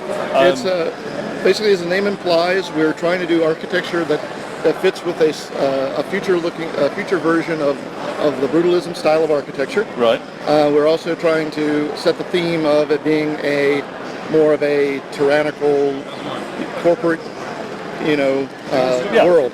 So we're really excited about the buildings themselves and looking forward to the Kickstarter and rolling out even new designs that we've been working on that nobody's seen yet. So. That we've been working on as well as for stretch goals and things of that nature. I should note that there's a fantastic little terrain board here as well with another 2 or 3 buildings, which I assume are the same stuff. Yeah, well, this is actually a printed prototype. All right. This one's actually not in the in foam yet. This is actually a 3D printing. That's 3D printed, isn't it? Yes. You're listening to this, Hobbsy? Yes. Hobbsy and I are having a running argument about 3D printing and his 5 years involved. I think he's losing. Yeah, so in fact, the largest of the structures, which I don't have here this weekend, stands about 54 centimeters tall. And that is actually, that's nearly 2 feet in old money, guys. Yes, yes. This one here is 41 centimeters. The one you were just holding is 41 centimeters tall. So, but they really do. They give you such a sense of scale. Yes. With the 6 mil figures, those are just fantastic. That's what we wanted. We wanted you to have a feel that you were actually fighting in a city. as opposed to a collection of small shanty towns. So even your aerial vehicles, your ones that are going to be on your flight stands, they will actually look like they're flying through the canyons. And you actually care about how high your buildings are at this point. Yes. That's terrific. Well, thank you ever so much, Chris. Thank you very much. Pleasure. And hopefully we'll get over here and see you again at some point. Yeah. If we don't get you on the podcast. That'd be great. I'd love to talk to you again.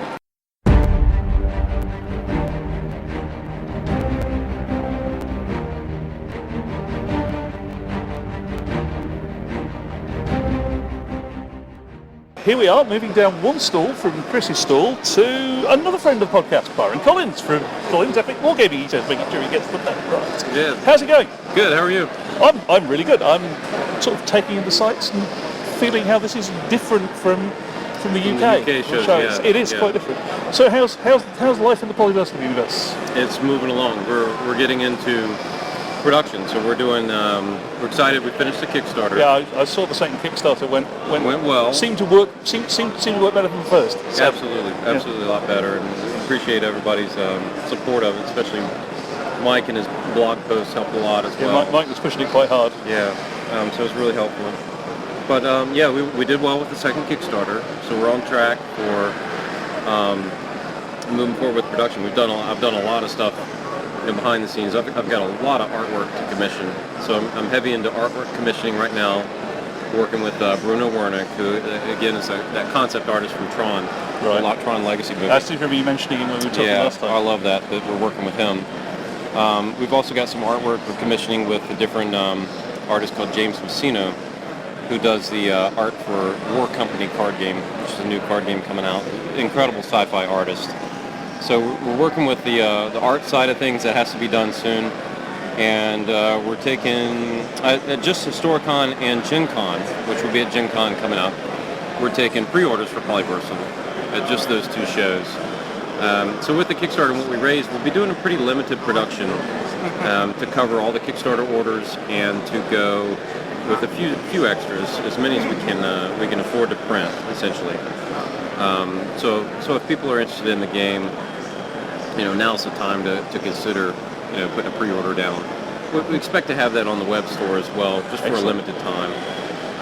But yeah, once we get those pre-orders all set, we've already been in talks with the different miniatures manufacturers like Mario's in Greece and Tony Francis and Brigade and so forth to do these special casts. I have to admit, it's still making me wonder whether I want to do sci-fi in 6mm rather than 15. You should definitely do it in 6mm. And Chris, then of course you've got these lovely new buildings. The buildings are amazing from Chris, yeah. So that as we know, we had that in our first Kickstarter. Yeah. We broke it out. Right, and this is going to be another Kickstarter now. Yeah, and Chris is going to have his own Kickstarter for those buildings, because they really work well in other games as well, Drop Zone Commander or, wherever you want to use them. They're, as you can see, they're huge. They're huge. They're massive. They're massive. So it's hard to get that sense over the internet of what they look like in person. But you can see, they look really good. And we've got our little display board here, but looking forward to getting all of them from Chris and putting them on our tabletop at shows. I should note at this point, Byron is actually leading on one of the buildings, and it's not suffering at all. That's right. Yeah. Which also is an indication of how high it is, because it's on a normal height table, and it's quite a comfortable leading height, wouldn't you say? I would say so. They are quite superb. Yes. Anyway, it's been great to see you again. Good to see you. And hopefully we can catch up once things are settled and all released. Yeah, we'll chat on that. Brilliant. Thanks ever so much. Thank you.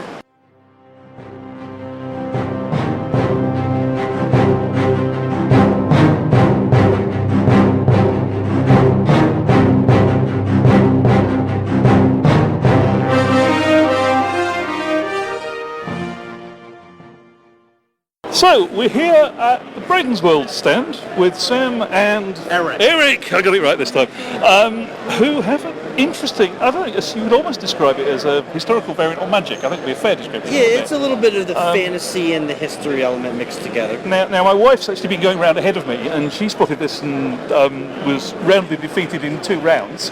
However, Family Honour has been satisfied, as I won the rematch. Yes. So, do you want to tell us a bit about the game then? Sure. So this is Heroes of History, and it's a game that combines both history. The next set will have a little bit more fantasy mythology, but you're taking real legends of history, real heroes, and you're able to play them as an army You're able to use supply cards that help your side or hurt your opponent's side, and then you can choose a real-life battlefield. And the purpose of the game is to get, it's a casual game that's meant to get people a little bit more interested in history, mythology, and make it fun so that it's not, so you can have a different experience every time you play. Right, and we're looking, what we're looking at here, there's a sort of classic sheet to lay your deck out on. So the glossy sheets come with the boxes because I had to pay for printing, and you can guess what my finances are. So this was the cheapest, very cheap. For my next Kickstarter campaign, we'll have one in August, I am going to introduce very nice rubber mats that you can get as a Kickstarter exclusive. And I'm going to have a beautiful illustration, one of my pieces of artwork that you'll be able to get on the mat, and then you can play and it won't tear, it'll be really great. And that'll come with the Kickstarter, which we will launch next month. Tentatively August 18th. Cool. So how do you guys divide the labour then? The what? The labour. Who does what in this partnership? He does everything. I do QA. So the way it works, would you like to know like the symbol of the process? Give us a quick run through that. So the way it works is after I came up with the game, I decided what do I want the components to be. So I said I want people, I want weapons, I want supply cards, I want battlefields. Then I had to select which ones do I want. I had to do the research, so I did all the research, found all the text, decided on a card effect. What should each card do? Then when I did that, I went out and said I need some artists. So I found some freelance artists. I said these are the pieces of artwork. Then after that was done, and I had my cards, did play testing, got my prototype done, did some more play testing, and then when I said I think this is ready, then I went out and placed my order with the company. Right. Now, you looking through the deck, we've got quite a range of characters. So what's the historical range for the American set? This is for your listeners, U.S. history. The first set is. Pay attention, guys.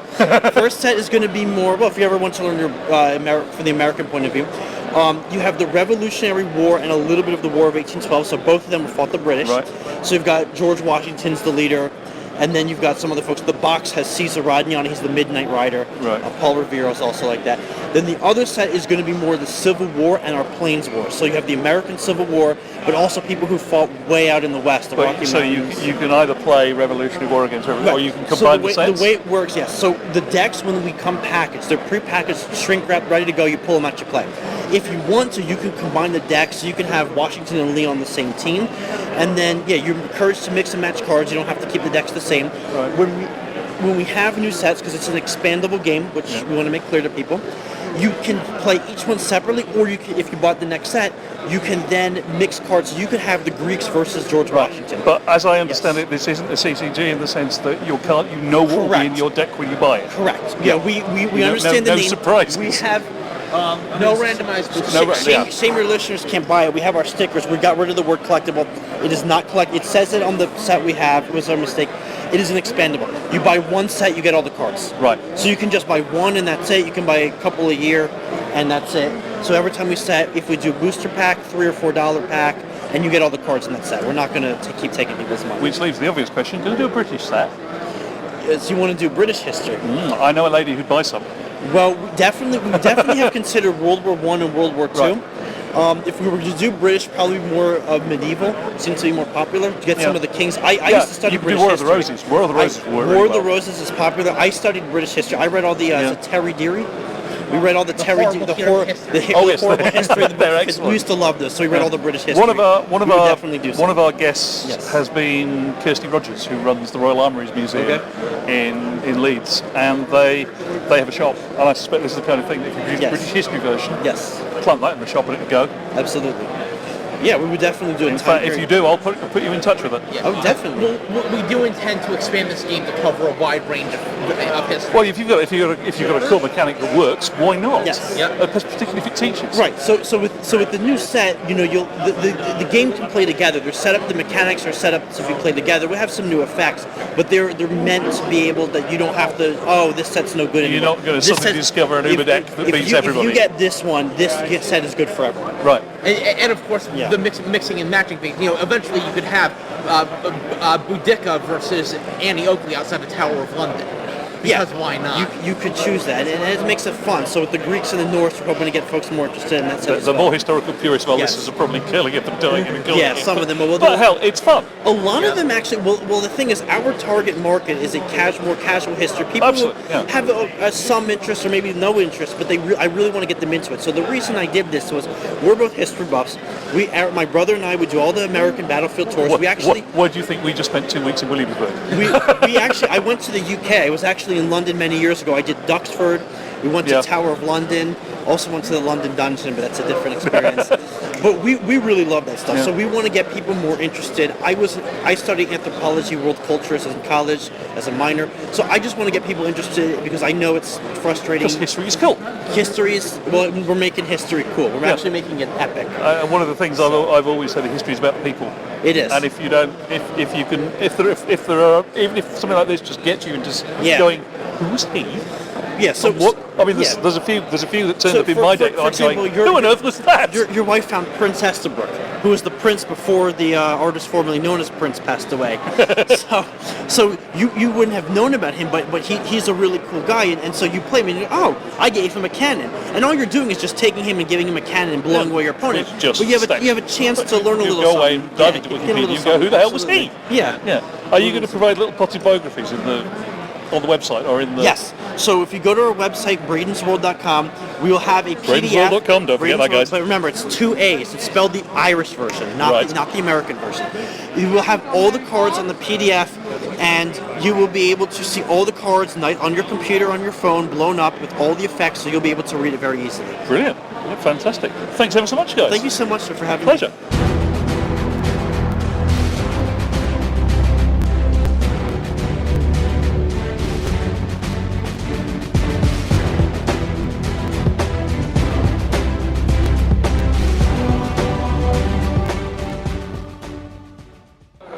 Here we are in a corner of Historicon's dealer room with Mr. Hobbs's pusher. Bill from Footsore. Hi Bill, how's it going? It's good, it's going good. It's pity Hobbsy couldn't join us here this weekend. I think he's a bit jealous actually. So you're here with some new toys? We are with some new toys, yeah. We're just pre-releasing the Pix range. We're doing them as a Pix and Scots. Because I can't really find a huge amount of difference other than shield designs with them. So we've got 4 of the codes out for this show. The rest of the codes are actually going to be released on the website in August. Right. And there'll be a few more codes to add to them. And that's basically enough for Saga, Duxbury? For whatever you want them for, Hail Caesar, yeah. I've made them so the basic infantry type has got 36 different variants. So you can essentially have regiments that have none of the same figure in them. So that should keep most people happy. Sweet. And how much are they going to be going for? The basic infantry packs are £6, talking old money, or $10 over here. And how many figures per pack? 4 figures a pack. That's so not bad. Kind of standard price for the industry at the moment. We'll be doing things like deals for units and saga deals and that kind of thing. Yeah. Keeps the public happy. So you're obviously, as I think we established a long time ago, not local to this part of the world. Not local to this. How are you finding the differences between something like this and Saloon? People come to Historicon to play games. Mm-hmm. The vendors hall is really a kind of secondary thing, which I think in some ways is nice because the hobby grows by people playing games, and with Salute it's kind of a mad dash, and it's great. I kind of miss Salute because it's that massive feeding frenzy, isn't it? It's like throwing a pork chop in with a piranha. It's awesome. But there's also that kind of, it's nice to have a slower pace sometimes, and I get time to chat more with people. We get time to do things like this, exactly, which is Salute. I've seen Neil going the rounds of Salute trying to talk to people. And he never gets to everybody, and he's always getting interrupted. Absolutely. And people come there to talk to traders, and they come to talk to the sculptors and things like that, because they want kind of, they want to hear what the latest thing you are and have a little input, because everyone's got an idea for you, which is great, But here they can do that, You know, here they've got time to chat. Although there is a bit of a move, there seems to be a move in the UK towards more participation game-based shows, which is great. I think it's fantastic. Absolutely. And I think a lot of the appeal there, or not the appeal, but the draw there is games is kind of shrinking down. There's a lot more skirmish games out there than there used to be, and I think it's easier to teach someone a skirmish game at a demo than a big. But you do look through in Hall A over here, and there's a lot of things that are commit the next 4 hours of your life to something this, pretty big and sprawling. There is, but the thing is with the US, people will book into that. They will book. But then that. this is a 4-day con. Absolutely, yeah, and they come here to spend 4 hours at a table, and they're happy with that, you know. But then, I suppose. But I kind of, you know, for people like me who, you know, I don't really have the time. Sadly, with my job being my hobby, I kind of don't have the time to sit down and paint massive armies and things. So when it comes to gaming, I tend to err towards the skirmish gaming now, which is, you know, if I can play it in a couple of hours, I'm happy, you know. So we should ask, what's next in the pipeline for Picts?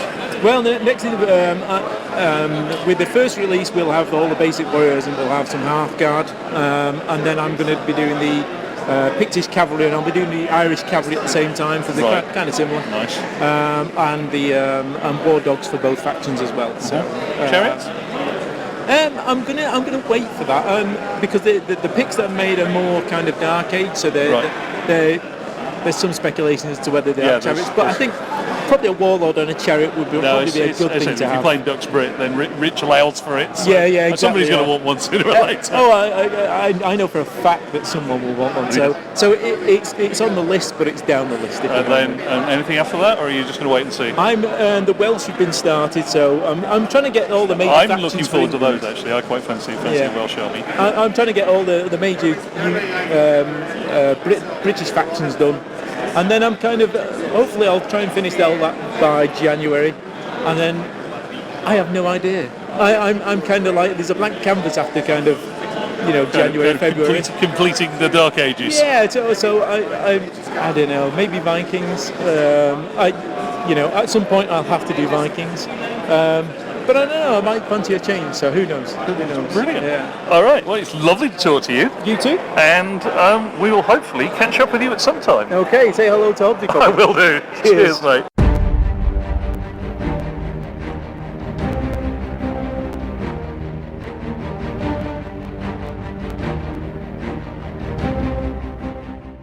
Here we are in a familiar, you almost describe it as a little corner of home away from home. It is. So, Andrew from Warlord. Hey guys. And you're not a stranger to this thing. No, fifth Historicon. Done dozens and dozens of American conventions now, all the way up East Coast, and as far as Gen Con a couple of years ago, that was the biggest one probably, but yeah, it's becoming quite familiar. It's worrying when I walk around the corner and somebody says hi. Yeah, exactly. It's usually I know your voice, but hi is very worrying. Yeah, absolutely. So, how's it going? Really well, actually. Yeah, obviously into the second day. First day was crazy. They were queuing out the door. We had thousands. I think they were expecting about 4,500 over the 4 days. Yeah. And it seemed like half of them were queuing on the first day to come on in. So plenty of tournaments going on, plenty of games coming on. Yeah, I mean we breezed in at 11 o'clock, and the hardest thing was trying to work out how to enter our addresses into an American address database. Absolutely, yeah. They don't get so good. Do you find different things are popular over here? Do you know what? Yeah, sometimes the European wars, especially the earlier ones, like back to biblical Greek, Roman stuff, it's kind of like it's a bit of a niche. You don't ship much Hail Caesar, and yeah, sometimes we do. Again, it depends on if there's one person doing a project. But here we'll find more. Black Powder will be Revolutionary Wars, as they call it. Your big AWI box. Big AWI box, absolutely. So yeah, from Black Powder onwards, they really get into it. Bolt action is huge, absolutely monstrous.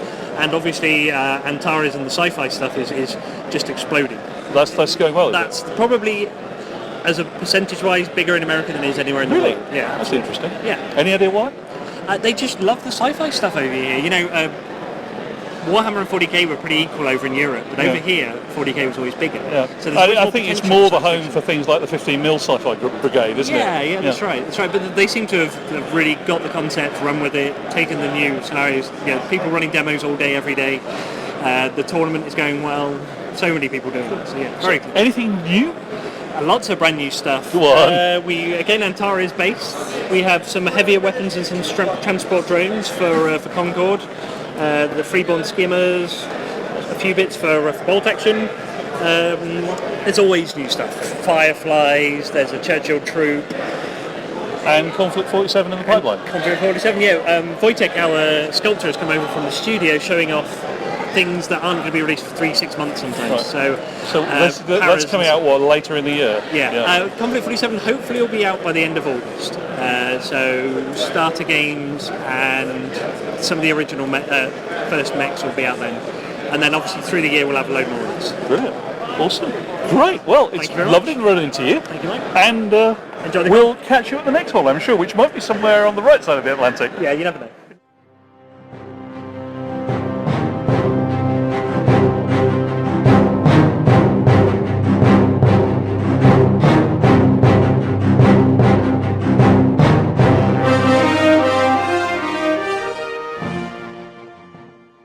So, there you have it, Historicon. As you could probably tell from that, it's a very high ceiling, very live, reverberant space, and the sound quality wasn't ideal, but in fact, in some ways, I think it was worse than Salute for that. It was, I think a lot of people actually came back and said it was quite loud in there, just from ambient chatter. Just need to get yourself a decent recorder, mate, that's all. Yeah, probably. So, something else I failed to give you. Something else you failed to give me, along with the T-shirt and the business cards. And yes, it was a very impressive badge, mate. Well, it was a very temporary badge.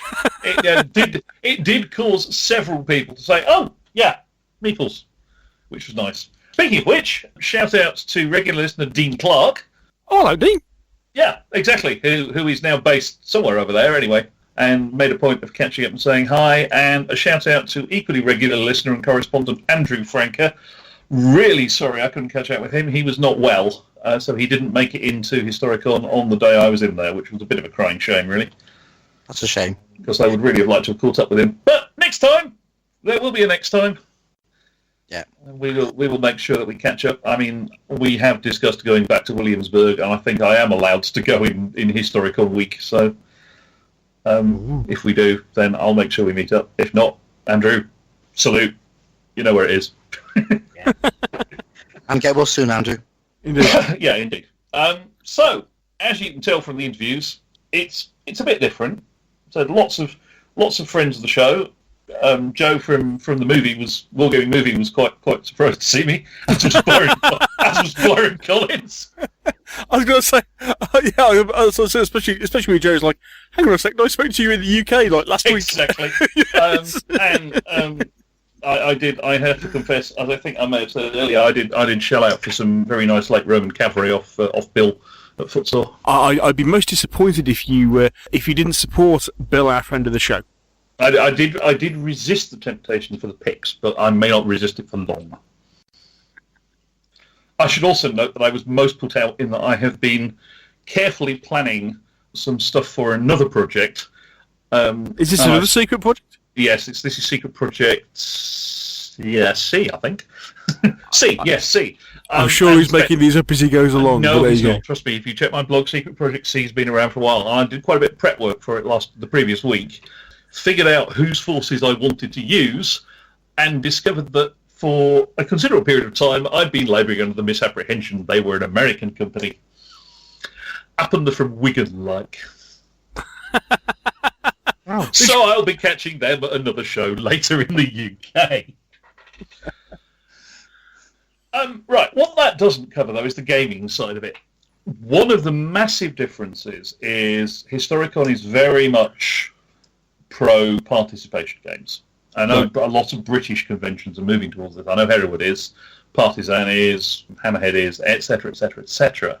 One of the key differences, though, is because most folks are there for 4 days, participation games don't tend to be of the dip in for half an hour and dip out again. You will see people sign up for a 4-hour game. Oh, right, and they'll play 1 or 2 of these a day over the 4 days and set aside some time for the dealer's rooms or a tournament or something. But there were an awful lot of the sign-up games were 3 and 4 hours long, and they were big, very nice showpiece games. There was a lovely Charge of the Light Brigade table on. And the other thing is that unlike a British con, because it lasts over 4 days, it's not the same games. You will get assigned a table slot. So Anne and James played a interesting little skirmish game called Doctor Who: Planet of the Daleks. We have a thing. Ran from about 2 until 5:30ish or so on the Friday, and they'd basically I think they were given the 1 till 6 or 1 till 7 slot to give them to set up and clear teardown time, but somebody else had that slot in the morning, and somebody else probably had that slot in the evening, and someone else again would have that slot the following day. Oh, right, okay. If you actually go to the Historicon website and look for their participation game schedule, you'll see that there is.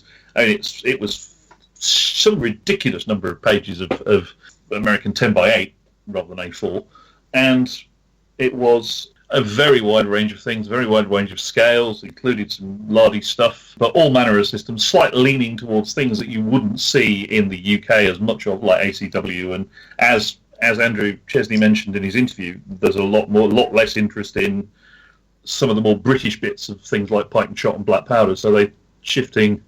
So you see more emphasis on ACW because everyone's an expert and interested in it, and so on and so forth. Right, okay.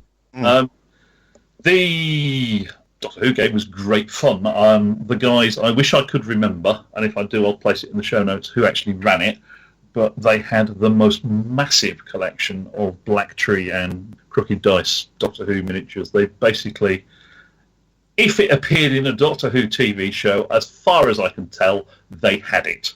If it wasn't made by Black Tree or Crooked Dice, they customised it. Oh, right, okay. And that included weird little one-off things like Clara, the Clara Oswald Dalek that she appears in for her first appearance. Oh, yeah. Which they custom built from a Dalek and a few extra bits and bobs, and so on and so forth. They were quite brilliant, and I know at least one of them is a regular listener. So shout out, guys! Sorry I failed to remember who you are, but that was a superb game, and Anne and James had a whale of a time. As I said, it did produce the beautiful quote as Anne walked around the table for about the 4th time to stop somebody else plotting and scheming, dear. To which Anne said, "Yes, of course, I'm playing the Rani."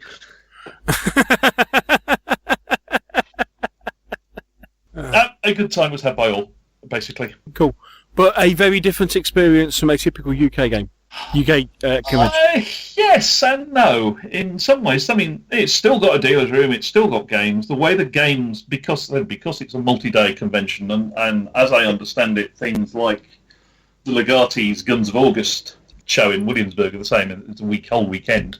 There is, the participation games are much more sign up and play a game, not come and dip in our game and see how fun it is. And of course, the other thing being that due to things like distances, population density, gamer density, etc., there are some people that potentially, or who it's their only chance to play a game. Exactly. Those 4 days are their only chance to play a game with other people. Yeah. But I had a great time. I would dearly love to go back for the full 4 days at some point. Sounds good, especially the way that they move the tables around. That's interesting. Well, I think you've got to. I mean, I'd die of some combination of never getting to sit down and having no voice at all if I had to run the same game for 4 days. Maybe we should contemplate running a Meeples game there, wouldn't you? It's a goer. So we can get you some cheap accommodation within 90 minutes drive. It's actually not that expensive an area to fly to, particularly if you can control it, because it's also out of... It's typically roughly the same weekend, which is out of school holidays, so the flight prices drop. They were about half what they would have been if we'd gone in school holidays, and the only reason we didn't is because James' GCSEs finish early. Yeah, so there we go. So yeah, that was Historicon. Cool. Well, thank you, Mike, for doing your Meeples roving reporting on a shoestring budget, because the editor is tight. Or just not forward thinking. On a shoestring budget with no editorial support. I don't know. I'd sack the editor. Although I could see a tiny speck over the Atlantic waving pom-poms and cheering, I think. There's a mental image of it. Yeah. Yeah, everybody goes, yeah, thanks for that, Mike. You're welcome.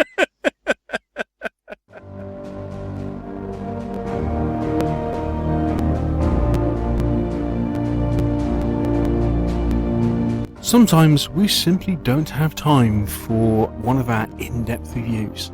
So instead we try and squeeze as much as we possibly can into as short a space as possible. here is the Meeples and Miniatures condensed game review.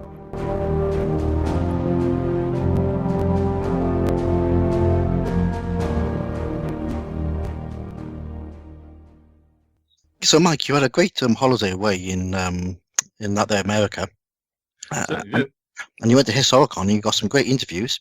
Mm-hmm. Anything else happened whilst you were away?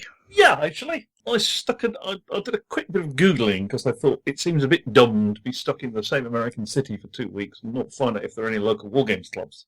And, you know, after the discussions we had, not necessarily expecting to find anything more than a war games a shop with attached tables that people turn up to occasionally. But turns out there's a group in Williamsburg called the Williamsburg Legati, who happen to play Two Fat Laddies rules, among other things. Ooh. Sounds like a fine bunch of chaps. I thought so too. So I happened to... The only thing that could be better was that if someone there actually listened to the show. Actually, at least one of them does. Oh, superb. So there you go. Hi, Ron. Hi, guys. so basically, I stuck a note on the Lardy list saying, anybody here from Legati? And Ron Carnegie basically said, yeah, sure. Me and Chris Bennett are sort of, appearable. I think Chris actually runs it since it's held at his house. And they play every Thursday, 7 p.m. till very late, which is one of the reasons why I didn't actually get anything recorded at the club. As we started, I turned up at 6:30 and we actually left at 1 a.m.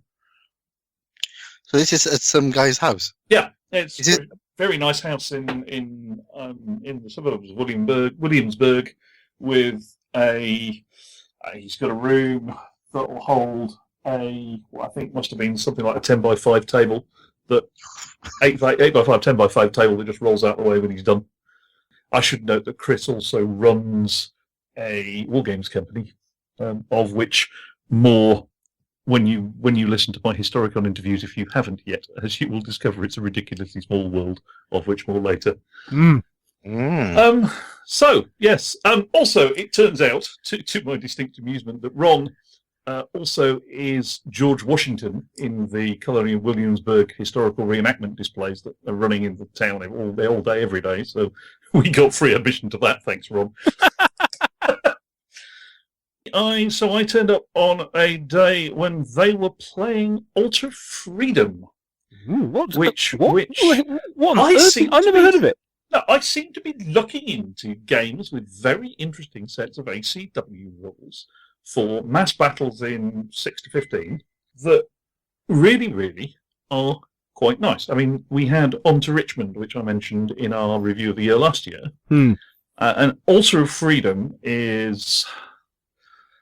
How do you describe it? It's brigade level. It's big. You've got divisions on a side, and typically it's done in 6mm with unit labels on the back. So you say this is Grant's 2nd Brigade or whatever. All right. Okay. Particular sort of basing scale, or was it as long as they're both the same? It doesn't really matter. Flexible. Right. Okay. It does explicitly say flexible basing scale. It's fast play. And we did a pretty sprawling battle with 4 of us, 2 on each side, Chris umpiring, and 5 divisions on one on the Confederate side, a few more on the Union side.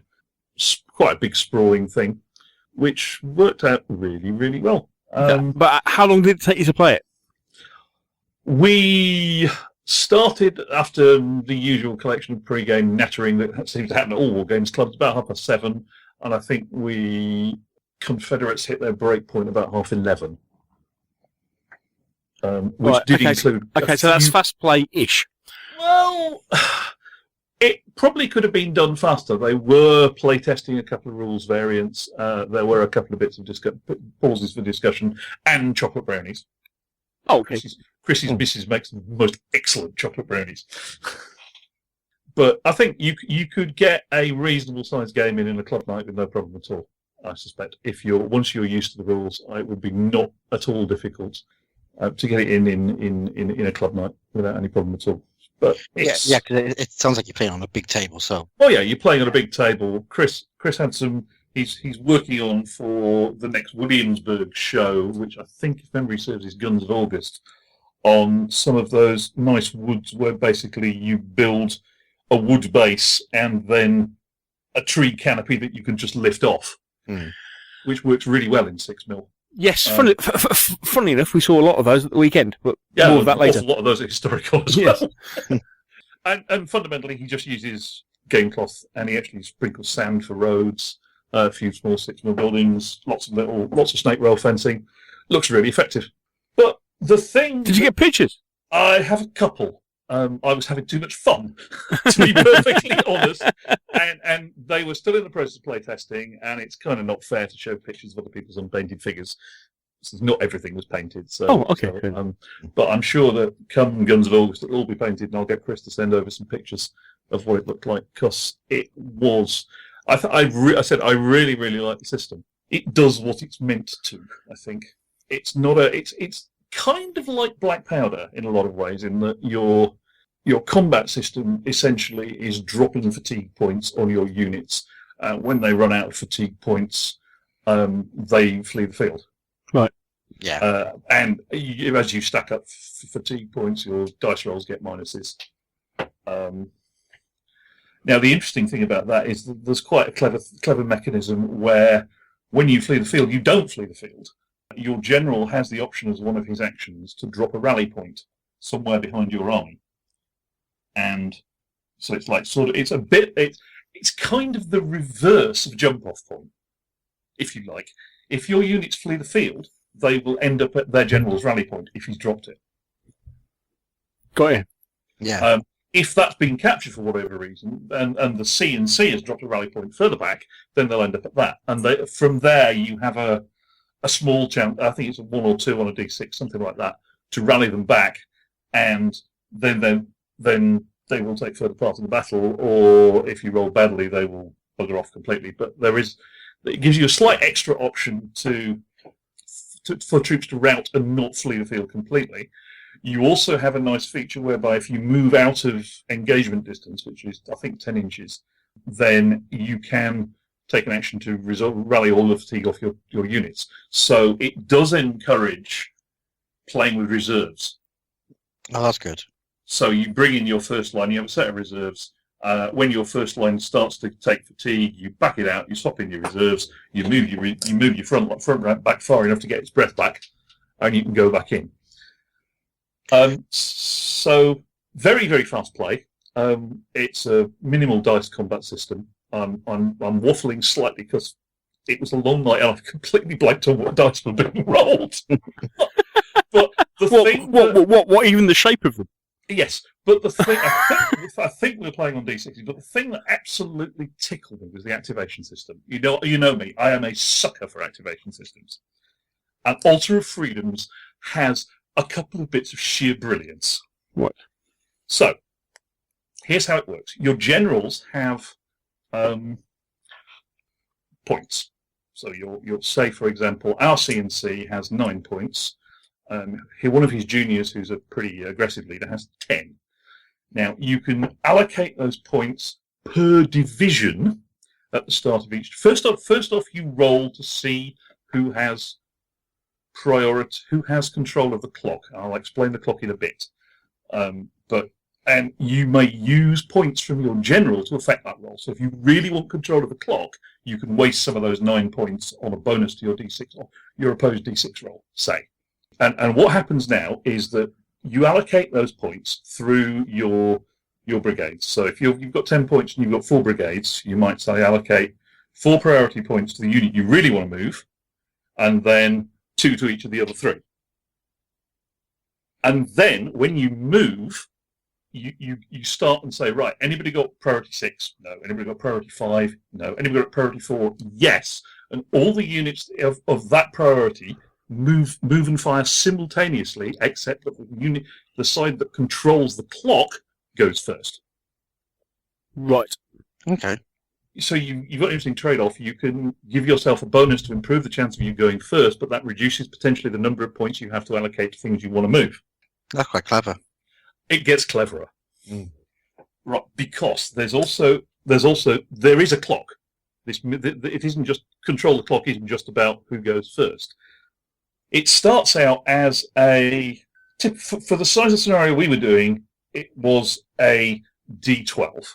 Now, and it's set at 12 to start with. Now, after you've done your first set of moves, so say all the priority 4s have moved, you both roll a D6.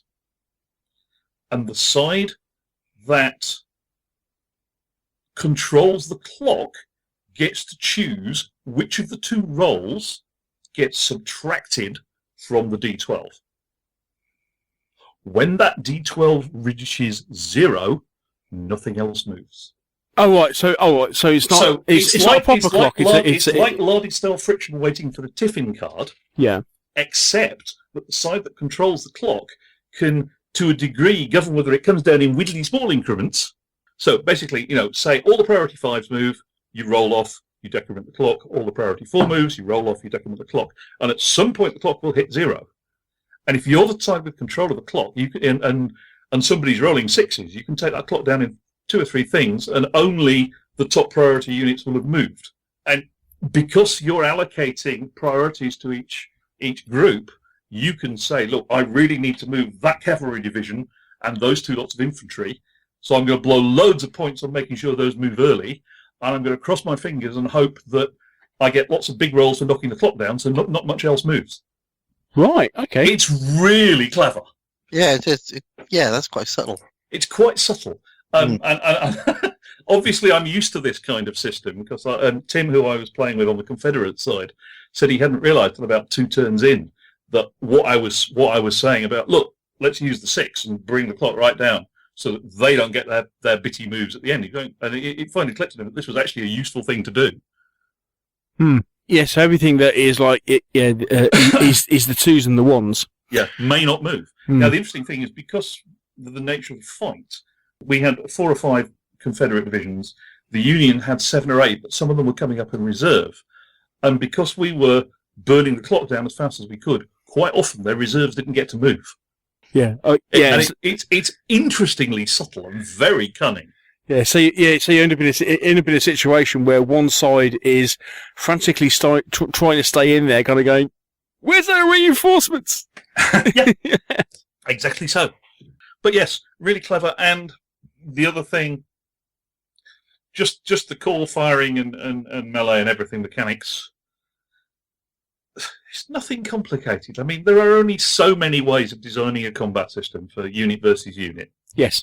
And when it comes right down to it, in this case, it's combat value versus combat value. I remember now. It's combat value versus combat value, offset, and then to each of the combat values, which can be negative or positive, 1, 2, or 3-ish, you subtract any fatigue, any situation modifiers, and then add a d6.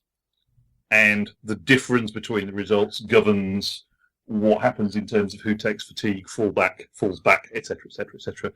It's single dice rolls. It's not a buckets of dice system. Oh, okay. It's much more like more other similar large scale systems where you're 1 dice per unit. It's almost a bit DBM-ish without being DBM-ish. So from that point of view, it's really quick because you're not adding up dice, you're just adding up modifiers. And it gives the results you expect. It does sound good. I mean, I do like a big divisional level game. Yeah, I mean, I've gone on record on this podcast as saying if I want to play American Civil War, I will play it on 6mm. And I think I would like to go on record as saying that if I play American Civil War, I will probably play it with Ultra Freedom. Yeah, I mean, for me, it's either you either go really, really big, this sort of scale, or sort of core level, with what Sam was doing with, sort of Blucher and Longstreet. Yeah. Or you go right down to sort of large level, where it's small unit action. Yeah. Because a lot of time when you're in the middle, whereas it's nice to be able to have, your unit being a battalion. Yeah. So you can, so the type of formation you're in is important. What you do, you're just putting that meeting engagement, and a lot of rules try to bring in reserves and flanks, and it never seems to work. No. Because you're effectively playing at too small a level. Yeah. For those things to matter. For those things to happen, and and actually when especially where actually you're looking at, how many battles were actually fought at that level. And actually not that many. Particularly not in the Civil War. No. But what you're essentially doing is you're basically playing a part of a bigger battle. Bigger battle, Yes. yeah. And this does lend itself to going larger than that in terms of field grand. It's why it calls itself Grand Tactical. Mm. They describe themselves as a Grand Tactical set of rules rather than tactical. But yeah, comes basically one base is a brigade, and it's pretty flexible. A lot of things are measured in base widths. Yeah, which is fairly standard. Yeah. Sorry, base depths. Yes. You retreat so many base depths when you retreat. Oh, right. So it's depths, not widths. That's interesting. Yeah, and units face up 1-to-1, so it really doesn't matter from that point of view. Cool. Your base depth is more important because it allows the units to leapfrog each other.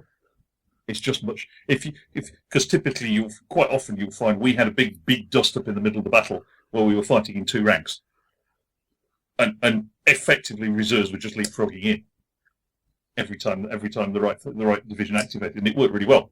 And said good feel. We were playing with some slight variant artillery rules, which I understand might be going to make it into the next edition. Which the consensus around the table from those people who played it before was they were an improvement. So, Canister was unpleasantly lethal, as it should have been. And all in all, it was really good fun. And if anybody wants to go and dig it out as a set of rules, it's available on a website near you, downloadable as a PDF. $15 for the PDF. There are 2 supplements which are $15 each, the scenario supplements, and 1 campaign supplement which is free. Yay, free! And we'll put a link up on the show notes. But, it's www.6mmacw.com. That's the number 6. So that's Altar of Freedom in 15 minutes. Cool.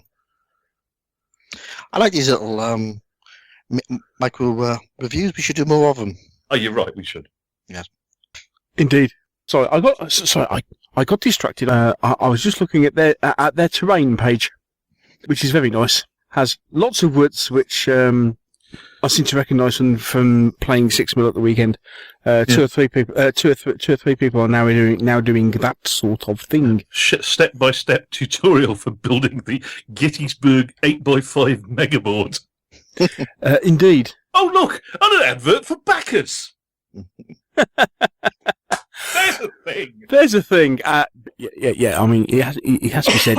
If you're playing ACW in 6mm as opposed to 10mm, I understand a particular company does do a very nice 10mm ACW army. It's also worth noting that Cigar Box do all those ACW battlefields? Yes, they do. I was about to mention them. It'd be perfect for that. Yeah, just those and build some woods and your quids in.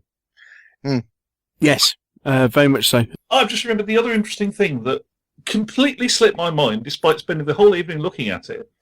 We played down the length of the table. What, on a 10 foot long table? On what I think was an 8 by. I think it was something like 8x5. All right, so the infamous table tennis table. Yeah, it's pretty much table tennis table size, and we played down the length of it. Oh, that's impressive in 6mm. Yeah, it looked really good. It was brilliant. There you go. Excellent. Cool. And I should, at this point, minute my thanks to Chris of Phalanx Consortium and Williamsburg Legati and Ron, George Washington Carnegie, for their hospitality. Ron for giving me a ride to the venue. Chris for hosting. Christy's missus for excellent chocolate brownies. And for a thoroughly excellent evening, even if I did get moaned at by the wife for not getting home till 1 a.m. Did you say the Phalanx Consortium? Yes. Oh, that's the guys who are doing the... By a strange coincidence, not only are they the guys who are doing the Polyversal Scenery Kickstarter, which you will hear a mention of in my interview with them, they're also the US distributors for Radio Dish Dash. Radio Dish Dash. So they're fundamental. They're it's a ridiculously small world, basically. Indeed. Particularly since they were running a stall right next to a certain Mr. Byron Collins.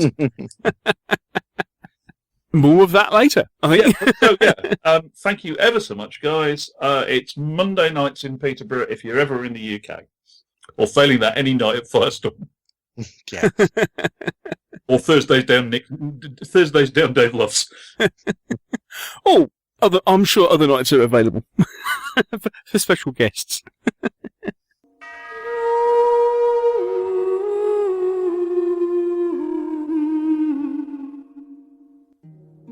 Have you ever wondered what's going on in wargaming? We do too. So come with us as we go behind the hobby with the Meeples and Miniatures interview.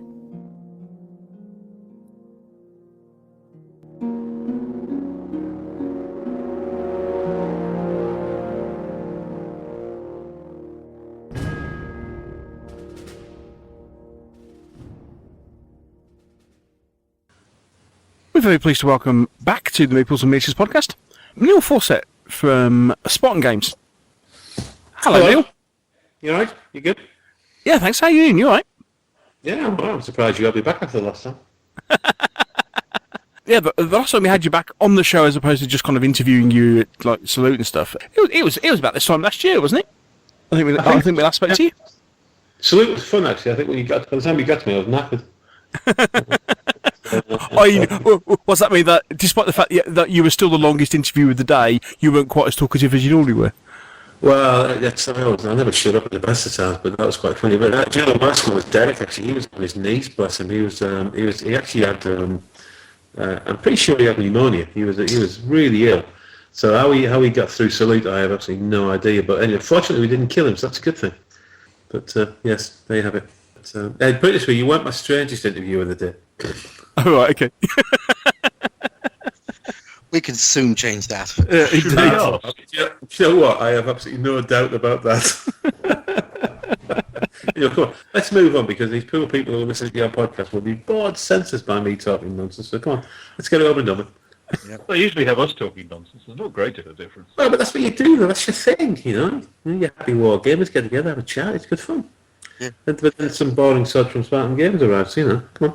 So, what's this boring sod from Spartan Games got to talk about then?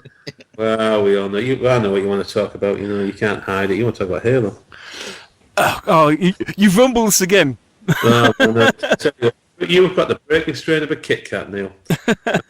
We talked about fleet battles, didn't we? But that was we did, yes. That's when we were on. We talked about fleet battles. We had a late night chat, and then we talked about all sorts, and then I said, yeah, we're going to do a ground game as well. Yes. And so now, fast forward 1 year, and...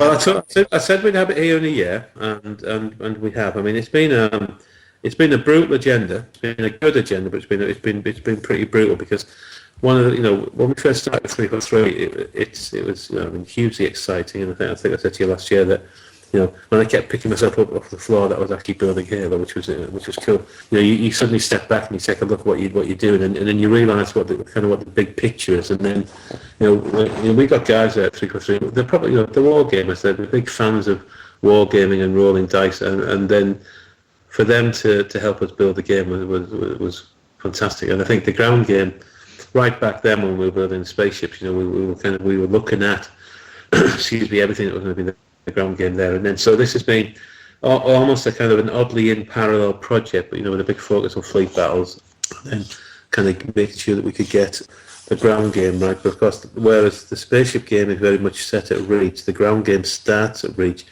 but it kind of accelerates into other things quicker than the spaceships do. So that's I'm trying to talk. I'm hogging it again, aren't I? I'm sorry. No. Let's give people some basics on the ground game. So it's 15 mil. It's 1/100 scale, and it's mass battle, obviously, but it's because obviously that's why we chose 15 mil. The world of Halo is very much a first-person shooter, but it's also got Halo Wars in there. It's got Halo Wars 2 coming. So you have this sort of like first-person shooter world, which everybody kind of tends to view it from the viewpoint down a Spartan's arm with an assault rifle or a magnum in his hand, and he's basically, destroying everything in front of him. And you have this incredible array of infantry and vehicles and giant walking things like scarabs, or you've got flyers like banshees and pelicans and phantoms, and then you've got all the other huge, and you've got everything ranged from fighters right the way up to these enormous, gigantic flying craft. And you've got, vehicles that run from something as little as a mongoose right the way up to, tanks like Scorpions and Grizzlies, and then you've got, some sort of crazy vehicles beyond that. Crazy, they're not cool, but some of them are crazy big. And then you've got these army infantry, then you've got the Marines, then you've got, elites, brutes, grunts, jackals, murmilons, skirmish crime, you name it. There's so many options there, and then that's just within the realms of thing that you can do in Reach. And then when you suddenly start taking a look at Halo, beyond, then you kind of got 4, 5, and then beyond 5, then Halo. It's enormous. It's a vast universe, and what we had to do with the rules was literally, even though we were building it to release it at Reach, we had to think. We were in discussion with Microsoft, a lot of it very, very confidential, about where it's all going in the future. We had to make sure that the game engine could accommodate all of that, and that was that. And that was an interesting thing. We actually built part of the game engine for a game that doesn't even exist yet. Oh, right, okay. So, and in order so that we could get our mathematics right, because what we didn't want to do is 18 months from now find ourselves a bit shocked by how on earth do we put that into the game? Because when we built it here, how do we kind of wedge that thing into it? And it's really interesting when you suddenly start looking at that, trying to do that sort of balance, because you end up spending weeks and months building something that actually want to pay you for possibly years. So were you saying that you're what you're doing with Reach? It's the most complicated mathematical set of statistics we've ever built. Some of our games have got big sets of stats. You look at Dystopian Wars where you've got 582 models, and you're sitting there building a mathematical engine that you hope will kind of give you the flexibility to not screw the game up, or that you suddenly bring out 3 or 4 models and goose it. Whereas with this one, you're having to look at you've literally got a game that, in theory, and obviously I use the term in theory because I don't know what's fully coming down the line with what Microsoft do. I'm a partner, but I'm not that. I'm not that deep into it, So you're trying to not break it, or you're trying to make it that you can expand it by adding in other new stuff, so you can kind of almost give the feel and flavour and personality, but it kind of still works around a commonality of engine. So, are you always going to stay with the 15mm for the ground force, or are you building a game engine that you can say, right, we can move up to 28mm and do a small little squad game? Well, most go down to 6mm, and do a bigger. No, to be honest with you, Matt, I'm sure you know as well as I do that at the end of the day, you're rolling dice, so it doesn't matter what size the figure is. If you build the game, it'll work with anything. Here, Ground Command is a 15mm game, so I don't intend to, suddenly say to everybody, a year and a half on, hey, come on, buy 20. That doesn't mean I never will sell versions of Halo, and it doesn't mean that right now the focal point is 15mm. That is key to what this is. It's a 15mm game. Any game engine will support any size of figure, whether they're 54mm if you want to play, as long as you play it's like that's the way the board games used to work, with pushing lumps of wood around. So you can make it work with anything, and Ground Command will actually, manage anything, and we have played it in the office with. More. Yeah, what I was trying to get more around is when you're playing a sort of 15mm game, you tend to get locked into the sort of scale that you can go up to. Company level of 15 works really well. You start going up, to multi-company or to sort of battalion level, it kind of slows down a bit, and also you run out of space on the table. So it does. But then again, it depends on what you do. I kind of get what you're saying, but this is not a traditional style of 15mm wargame. What we built is an incredibly dynamic game. The activation system, the reaction system. It's not a traditional 15mm skill style of you go, I go, let's pile all the troops and then that's duplicating a first-person shooter. So everything on the table, even when it's been activated and moved and shot, is still active and dangerous. And right the way up to whether I've got towards the lowest common denominator, which in essence is the smallest thing that we fight with what we call a battlegroup, or whether I'm fighting up to a thing where we've decided to play on a very large table, and we've got it doesn't matter. The engine's built to scale with all of that. It's all about what you want to do with this. If you want to play with this as a 15 on a 2v2, a 12v6. Doesn't care.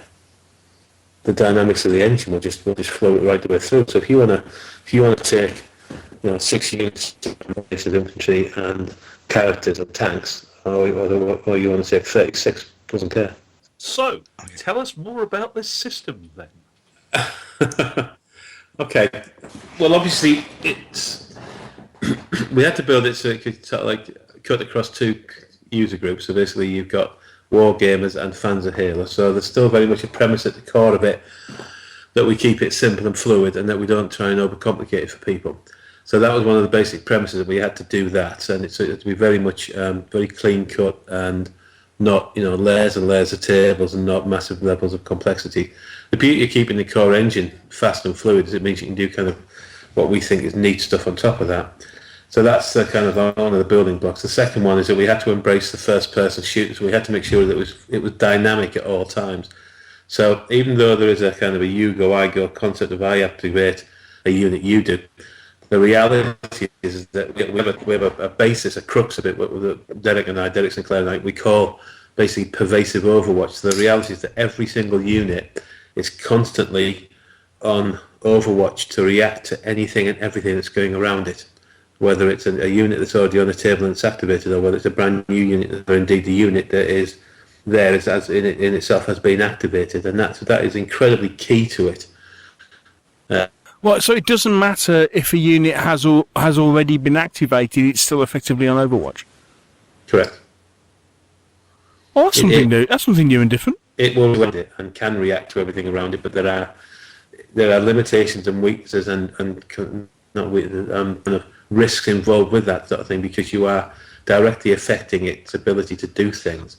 Because nothing is, and then what it allows you to do is it means you can take things like a Spartan, and instead of having to make him ridiculously powerful that he can just destroy anything on a battlefield, because that's what he does in the video game, what you can do is you can make him incredibly dangerous to react to things around him. So instead of giving him tons of devastating ability, you give him the ability to be ever constant and vigilant about what's happening. So he kind of, so it's basically, don't run across the field in front of a Spartan because he will shoot you in the head, sort of thing.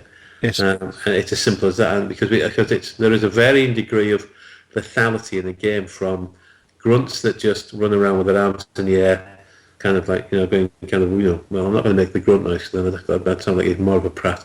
And then you've got things like zealots who are elite spec ops, elite ultras, elite generals, elite miners, to Spartans, to ODST, to jackals, to a myriad of units, and they've all got to have an ability to react and deal with the enemy in front of them. Yeah. So that's one thing. So you've almost got a mass battle 15mm game that has got the flexibility and the activeness of what I suppose people would commonly call a 28 mod skirmish game. So you're kind of melding those two together.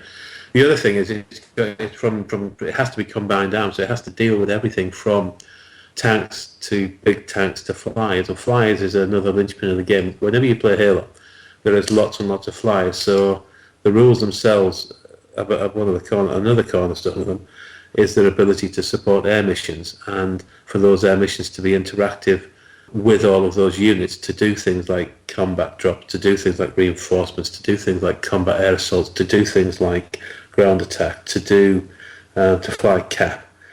And from our point of view, we had to do it in a way that meant that people who bought the box were not screwed on price, because Halo flyers are big. If you at a 1/100 scale, a Pelican is 12 inches long. Yeah, it's a big ship, isn't it? It's a biggie. It's a beautiful ship. The things like the Phantom is about 13 inches, and then we've made those models, and we've made them so that you can fly them, you can land them, you can open the doors, you can open them up and out, cruise inside them, you can even carry vehicles on the back, because that's what they do in the game. So that's what we want to do with the models, and we're pretty excited about that. However, you're still looking at a 65 quid model, or 75, whatever it's 70 quid model, something like that. The issue there is that you can't expect somebody to have a core mechanic in a game. You can't force that customer to buy that model. If they want to buy it because they think it's super cool, great. But they need to be able to have that kind of ability, that that from the kick-off point, the ability to support the troops on the ground with air missions out of the box. And we've done that by using what we call shadow templates, which is a pretty cool idea. What we think is a cool idea, and it allows us to replicate any flyer in the Halo universe very cost effectively in the 15mm game. And again, it's down to the customer at that point. If they want to buy the big model because they're the sort of person who wants to buy the big cool model, go for it, but you're never going to be forced to have to buy it. And that was really important to us, that we didn't want to have a game that we automatically restricted it to the customer because somebody couldn't afford it. Mm. You know, because the sort of games where the guy who comes along and wins the game is the guy who's got more money than the next person, that sucks. That way lies Forge World. Well, you said that I didn't, and that's actually technically not my place to say anything like that. However, I mean, you know, the reality is that I don't like stuff like that. It's got to be a level playing field. Why should anybody win a game because they've got more frigging money than me? Yeah. Oh, swallow your podcast. No, damn. Bugger. I did it again. One of my questions, you know, because when I saw the drop ships at £75, I thought, you know, there's two markets. It's either the collector who just wants, you know, one of the drop ships, one of the Pelicans or something, yeah, to have on a shelf, which I completely understand. But then it's like, how do you incorporate it into the game engine? Do you just have it as, you know, a scenario objective that, you know, so it's not really important? Yeah, the shadow template, the way that the missions arrive in the game is that they arrive on a table, they do the mission, and they bugger off. And depending on the mission they're doing, they perform different functions to do that. And we have a very simple set of, we have the shadow template, we have a very simple set of markers that allow you to do that in the game. So if you never want to own that model, you're not going to lose that functionality in the game. But if you're the sort of person who wants to pick up that 12-inch model and fly it across the table and do the business and then fly it off the table, then go for it. I mean, you know, it's always got to be left a choice. That's something that, you know, Derek and I had that conversation very early on. We took it to 343, and they completely fully endorsed the concept because, you know, there are models that are even bigger than that. There's some of those models that when we do them, they'll probably end up being 18, 19, 20 inch long. And if somebody wants to buy that, you know, I mean, like, take a look at a scarab, you know. Every time I look at a scarab, it brings a smile to my face, and I'm kind of like, I think, how in God's name am I going to move that on the table? But, you know, there will be people who want it, and it is part of the universe. So, you know, it doesn't matter if we only ever sell a few hundred. It's one of those kind of irrelevant moments because it's fueling the universe, and Halo's an evocative universe. It's very exciting. The fans love this stuff. And you know, our part in this is to make sure that we replicate that universe on the tabletop. But again, you know, there are certain things. It always boils down to, you can't force people to hand over their money just in order to get access to it. So, you know, it's interesting. It's probably one of those games where I always feel strongly about this sort of stuff. I always feel strongly about price and stuff like that. But this is one of those games where, you know, if you're going to build something into the core functionality, you've got to make sure that the customer gets it in the book and he gets it out of the box. The question I always had when you first started talking about the game is, why didn't you go for 10mm in the same way that you did for Planetfall? It's an infantry game. It's Planetfall is an armoured game with infantry support. Version 2 of the rules, it's got a twist on the building block where it can become more infantry to tanks, and we did that because we ended up making brilliant 10mm figures. They're superb for what they are at that scale. But Halo is at the end of the day, it's an infantry bash with armoured support. The bulk of what's on the table is infantry, so therefore you pick a scale that services the bulk of what's on the table, and the bulk of what's on the table are infantry and Spartans. I could have done just 10 mil, it would have been easy. But when you think that I've taken this figure, and we've spent months and months and months working with the creative team at 343, and working with the designers and the art people and everybody else in that side of it, to make sure that our models look like what they're supposed to look like in the video game. We have spent so much time getting it accurate, right the way down to, you know, 1 or 2 mil level of detail. Whereas if a Spartan's got a bit of armour literally in the base of his spine, then we put it on the figure. Most people like me with my crap eyesight can't see that anymore. But you build it. So, you know, simply put, it's an armoured bash. So it's an infantry bash with armoured support. So therefore, you know, it's not 10 mil, not the scale for it. It's designed perfectly for 15 mil. I mean, you know, I would have. I'd have loved to have. You know, I mean, I build it all digitally. I might do some stuff in 10 mil for myself to play with at home. But I would love to have a game where I've kind of got about, I don't know, 10 scarabs on the table and about kind of, although even the 10 mil, that'd be a beast. Yes. but I've got, I don't know, 20 falcons on the table and 16 or 17 scorpions and about 40 warthogs. But no, it's from the moment I had the conversation with 343, it was always 15 mil. I mean, I don't play Halo. I've never played it in the computer game, so I don't even know anything about the universe. But it does make sense that it sounds like you're talking about a game system where you're talking small ops, asymmetrical sort of style. Drop in, do some damage, get out. Well, there's two kind of styles of play to it. You've got very much a war game methodology whereby you pick a force, you balance the forces, you to a points level, you pick your battle groups, and there's a kind of a commonality to it, and that works around the idea of a kind of a battle group, what we call a battle group build. There is a kind of a all or nothing, do it the hell you want to and build it anyway you want to. If you want to put 10 warthogs on the table and the other guy plays with 20, 30 ghosts or something, then we're not going to get in the way. It's one of these things where once somebody's bought the game from me, and again, I may well have said this to you on the podcast, it's not my place to tell them what to do with it. Once they own it, they can play how they want. So you've got to give them the functionality to play it how they want in that sort of ad hoc game environment. But in the more kind of competition style, we have a battle group build structure, which is very much whereby we set down the basics of what you need to own to field a minimum of a battle group, and that can be a relative small amount of stuff, and then you've got expandability in all areas. So you can add more infantry, you can add more infantry, you can add more, and then you can add armour and add flying support. And again, that works within the framework of the build rating of the battle group, and then that gives massive flexibility to the customer. The other way of doing it is the narrative side of it. So if somebody wants to turn up and play a game with 3 Spartans or 6 Spartans or something, and the other guy wants to turn up with 2,500-3,000 points of Covenant, and you want to kind of do that narrative-driven last-ditch defense of reach or whatever, then again you can do that sort of thing. And I think it's sort of Halo is a narrative-driven game. The universe is incredibly well known after all of this time for all of those people that do play it, and we work within that. But I think from a war gaming point, the battle group structure is very much similar to what you see in any other game. You pick a points, you build your battle groups within the restrictions of what we tell you they have to be, what they have to conform to at the minimum.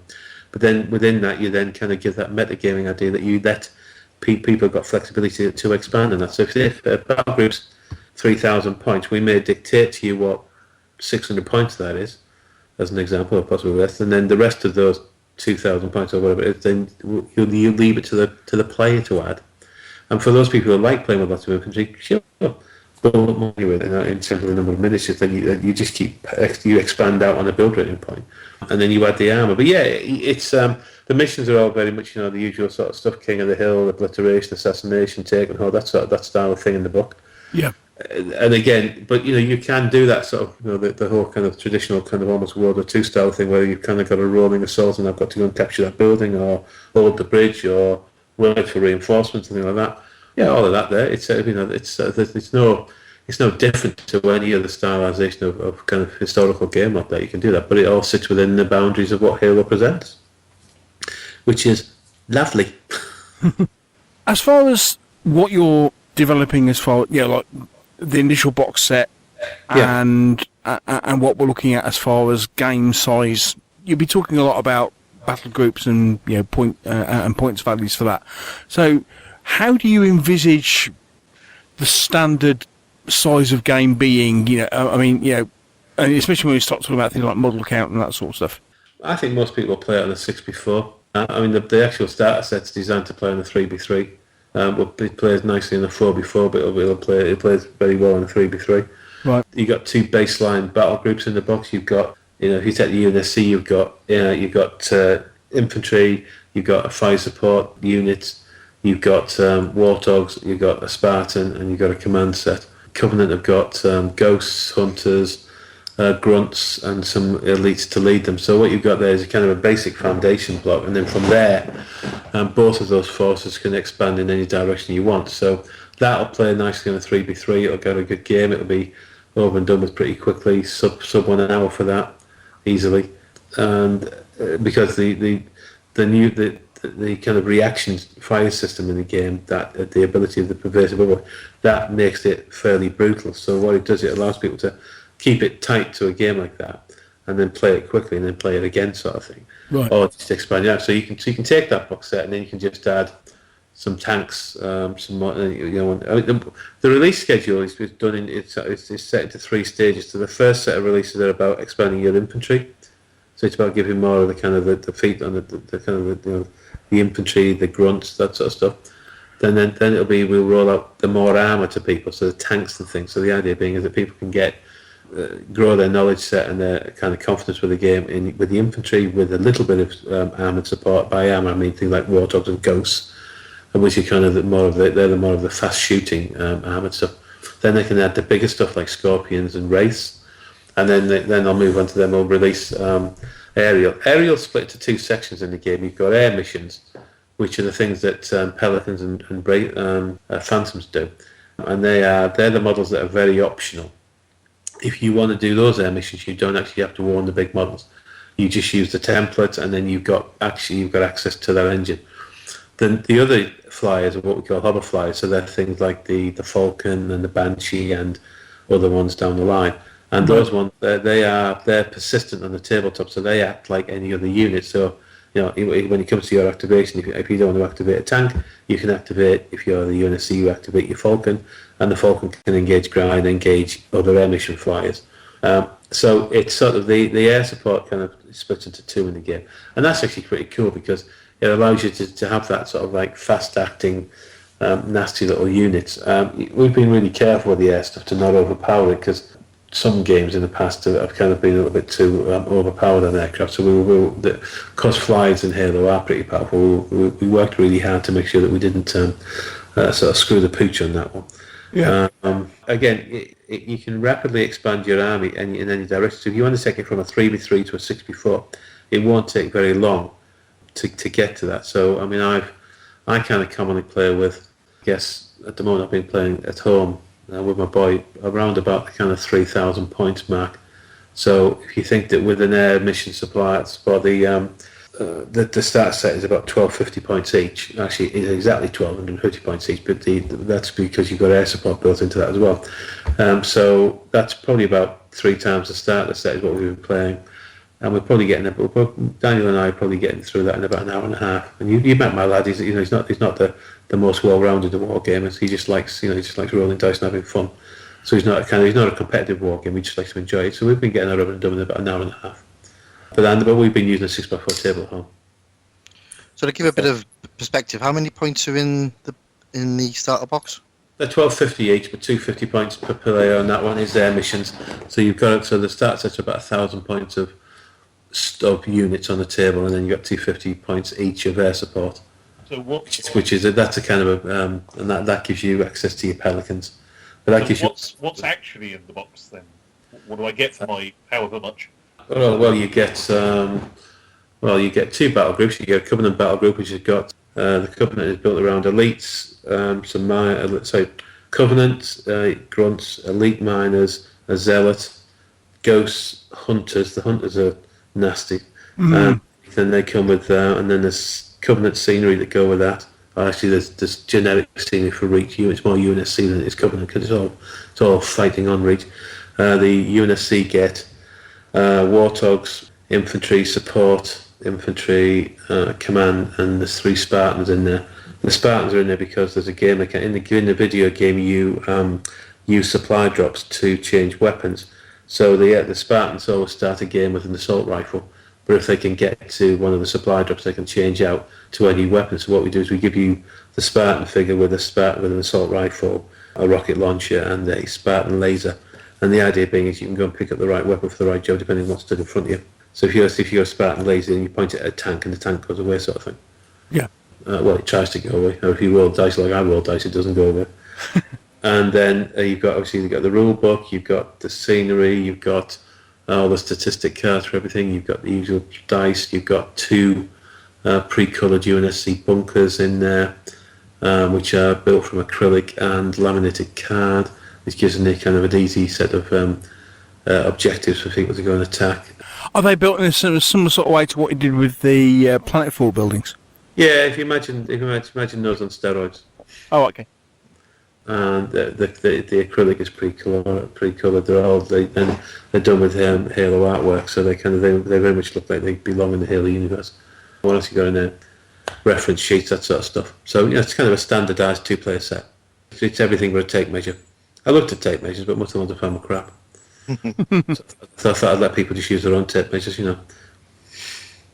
it the sort of game where one box game gives you a nice start, a nice it's intro? I was at the Attack show last weekend. It was my first weekend off in a long time, and one of the guys dragged me to the show to go and play Halo. So I was there for 2 days, just literally playing Ground Command, and it was actually quite nice to be just playing it and not worrying about any work stuff. And we played the 2-starter set 6 times at the show, in between talking to war gamers and fans of Halo, which there was a lot there actually, a lot of Halo fans walking around, and it was. Each time we played it, it kept going to the wire, which was interesting. For me, I thought that was a good sign because, I wrote the rules, and the guy who was playing me was kind of very well versed in playing it. So it was one of those games where it was interestingly balanced to the point where neither one of us just hammered each other, if you know what I mean. Mm-hmm. I would at this point in time, I have to come out and say that I did actually win every game, but some of them just by the skin of my teeth. But that's not showing off. I'm sure that at some point Dan will win a game, but right now I can just mock him on your podcast, which I know is cruel, but you know what they say: you have to be cruel to be cruel. It is Dan from Nottingham. Yeah. Oh. Indeed. Well, he deserves it then. Indeed, this is everything he gets. Hello, Dan. He'll tell you I just cheated, but he's allowed that. That's fine. I'm happy to go with it. So it's a great starting point. It's your classic thing. You roll it out of the box. It gives you a taster of air missions. It gives you a taster of tanks. It gives you a taster of infantry, and then after that point, it gives you the ability to basically go in whatever direction you want. Interestingly, with Planetfall, you mentioned Planetfall earlier. We learned a lesson with that one. It was. In fact, when Derek first built that one, he wanted to make it so that if 2 people bought a 2-player starter set, they could kind of just give each other the bits. Yeah, that's the next question. Yeah, so basically, you can do that. The idea is that you can just take the bits and just give it, because the extra build rating points you've got for infantry and armor and that, you just soak them up into what you've got. So you've got the UNSC player can just take his warthogs and just add them in on top of it, so you can end up with 4 warthogs. So let's say you and Neil got a set and you just split it. You would end up with 4 units of infantry. So let's say, okay. So which one would you play, Neil? Covenant or UNSC? Oh, I think I'm definitely a USNC player. There you go. So right. So if you took that, you would end up with 1, 2, 3. You'd end up with 4 units of infantry, with options to upgrade those units with HMGs or rockets. You'd end up with 2 fire teams, and again you'd have options to either have them very much more focused on the machine guns or the rockets. And again, it's horses for courses, which direction of game you want to go with that one. And then you'd end up with where you'd have your 2 Spartans. If you were combining, and then because you could effectively fill them as 2 battle groups, you could technically have the 2 Spartans on the table. And Spartans are buggers to kill because they're very survivable, which is very much what we made them do. They're survivable and very good at reacting to what's going on around them. Because I didn't want to get into this silly situation whereby this one miniature on the tabletop theoretically could kill everything in front of it. Although, again, I'm incredibly good at getting Spartans killed, so never mind. But no, the weekend, that went really well. The Covenant player would end up with 6 ghosts, 4 hunters, which is very messy. Hunters are, I don't know have any of you 3 ever played the video game? Are you familiar with it? And of course, if anybody happens to have seen the movie that they did, that's got a hunter at the end of it, isn't it? Yeah. I mean, hunters are enormous. They're actually gigantic. They're kind of a sort of a gestalt entity. The 2 hunters are actually a colony of eels, and they are actually one thing, but just hammered up into 2 gigantic, I don't know whether they're 12 feet, 14 foot tall fighting machines. They're actually classed as armour in our game because they're so mean and so tough with their. Oh, they're horrible. They're very tough to kill. And in the video game, you have to kind of get behind them to do the most damage. which, funny enough, in the ground game you have to get behind and do the most damage. So they're nasty. They are, and so you end it with them, and then you've got a whole host of grunts, and you've got you end it with quite a lot of elites. You'd have 2 zealots. Zealots are fierce. Spartans are tough and rough. Zealots are as equally. In fact, they've probably got more melee prowess. They just don't have the survivability of a Spartan. But we use the heroic saves like we do in fleet battles to keep stuff alive in the game. So yeah, that was a long run. It's a great, of course I'm going to tell you it's a great starting point. I'm not going to tell you it's a crap starting point, but it's a great starting point for that. And then it gives you the ability to take it in any direction you want. If you want to then focus on adding more armour with your points, so you kind of got a 50-50 kind of force. But we got a couple of guys in the office who are very keen to just play a lot of armoured games. Fine, let them go for it. You can build an armoured battle group. You can build that. You've got in fleet battles, you've got the idea of standard battle groups and specialised battle groups. Yeah. Exactly. Same thing in this one. You've got you play with the fundamentals of the standards because they're the core, and you can have multiples, and then you'll have the flavoured units. You'll have you can kind of roll out the specialised battle groups where it allows us to have a bit more fun with some of the units we bring out down the line. So whether it's an elite general's unit with his elite cadre that's attached to him, which could very much form a specialist battle group because it's more elite than it is anything else. We've got Covenant battle groups that are just all ghosts with air support. Because of the way the air support works is you can actually buy. The other thing about air support is that you don't actually pay necessarily. You pay points for the flyer, but when you perform the mission, I wanted to make them, and in fact it was Derek's idea how to do this one, was that you want to keep it tactical. So when you play an air mission in the game, you don't actually spend points on it, you give the opponent victory points. Okay. So the idea being is that it's always a risk. So if you want to keep using it, then that's fine. If you want to keep strapping the table, and go for it. But you are giving your opponent more and more points to beat you with.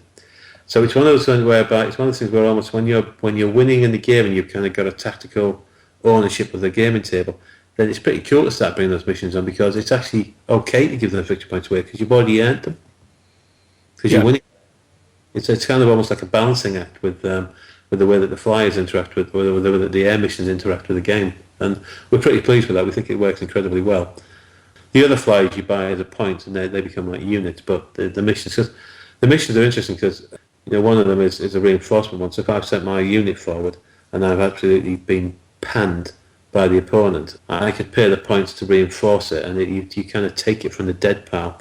So the idea being is that you can kind of keep a game rolling along with what's in the two-player set quite nicely because you're almost recycling, but you're recycling it in a way that's costing victory points in the game. So you can do it, but again, you're tactically losing the game every time you do it. Yeah. So it's a choice. It's what you want to do with it. It's quite fun. Are you thinking of doing a quick release of just models? A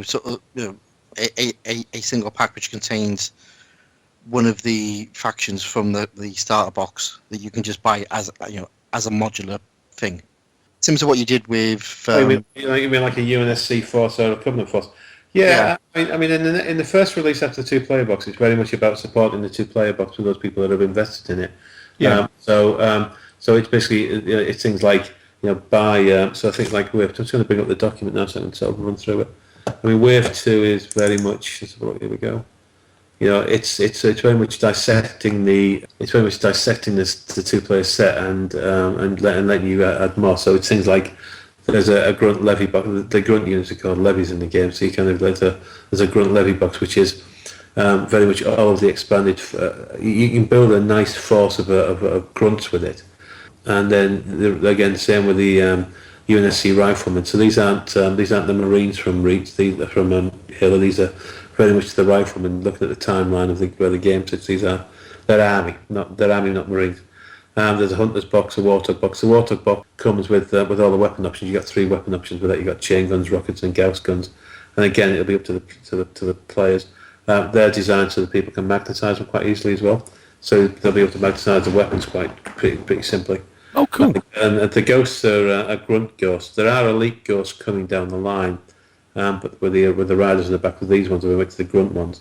Mm-hmm. What that instantly does it really quickly after release is that it'll allow people to take that set. So when they've played half a dozen or a dozen games or whatever, or maybe more, and they're going, okay, I want to add more now. They can add those piecemeal chunks to get that up, and then I think once we've kind of got that and some armour out, then that's the time to start thinking about whether we do a kind of a well-rounded UNSC force or a well-rounded Covenant force separately from it.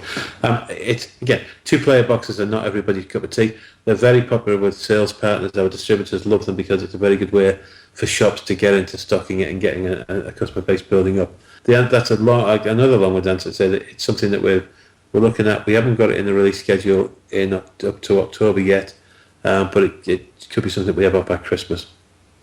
But all the pieces to build the force will be out in the second month. Yeah, because one of the things I've always liked about Spartan is the way that you present your products. You know, the fact that we can go and just buy a Helix for Planetfall and it's in the box, or I can go and buy, you know, a Dystopian Wars force. Yeah. It's got everything, you know, and everything's in there. Yeah, we've always tried to hit the mark with that one. We've always tried. I mean, yeah, sometimes we, as well, you know, we get it a little bit wrong on things, and we try and improve it on that one. But you know, we always try to make it simple for people to get into that. I think the wave 2, or around about the September mark, it's towards the end of August. That's a good way for people who want to just basically build the force they want to build. Those pieces are there, and that's a good way for people to kind of do that. I mean, the starter set is there's a lot in there, and it is very easy to split it up. There's a lot of stuff in there. So again, you know, when you first capture the imagination of an audience, it's a great product to have out there because you get to tell the story really nicely in that box. So yeah, I'm always trying to make it as simple as possible to buy this stuff. You know, without kind of like taking people into a blind alley and then smacking over the head with a brick. You know, that's never a good sales technique. And again, I want to get the armour into the game quickly, which is why very much after those pieces come out, we very much come into supporting them with armour and recon. You know, the recon things are quite fun because they bring all the nasty little snipers and things. But yeah, you know, in fact, they're a classic example of Halo. So this game is 100 scale. So you know, as well, you know that they're fairly diddy figures.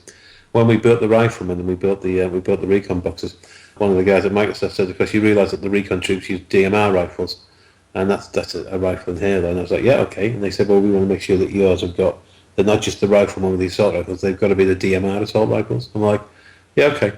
Well, put it this way, get the magnifying out, guy. You know, get the magnifying glass out and find them because I can't see it. But apparently they are. Well, what we sculpted are DMRs because that's the sort of granularity where we've gone to with the game, you know. Yeah.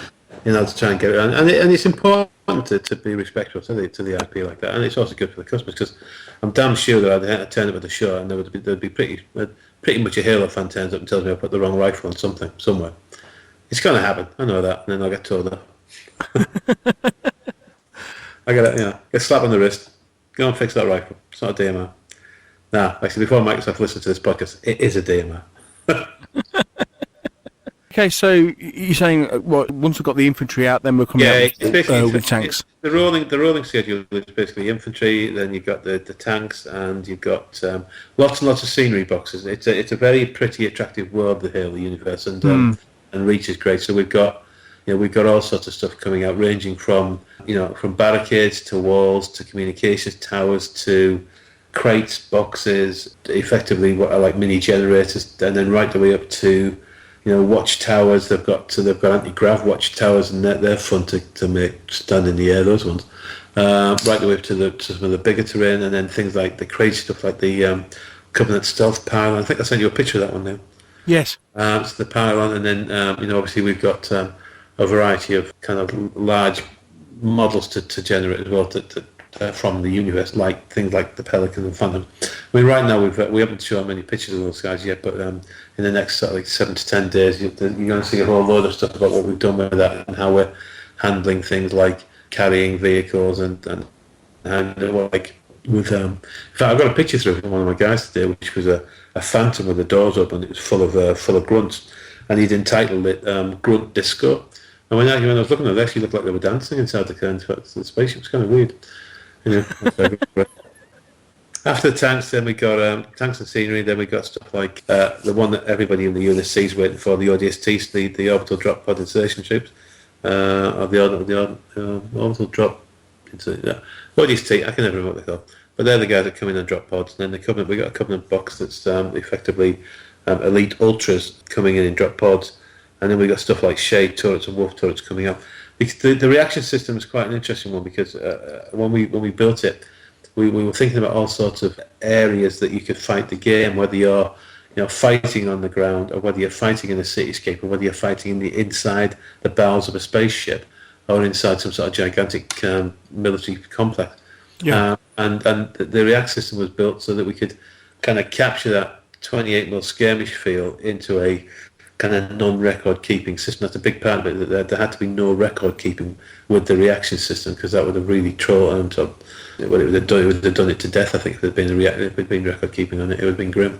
There's sort of different units that will come out that will kind of work in conjunction with the reaction system to even mess about with it a little bit more in the game, so you can sort of almost compensate for it or enhance it or debilitate it by having different units interacting with it. They interact with other units. I'm not probably making no sense at all there, but it's suffice to say it's very much, the units aren't just added for the fun of adding them. They're added because they add something to the game.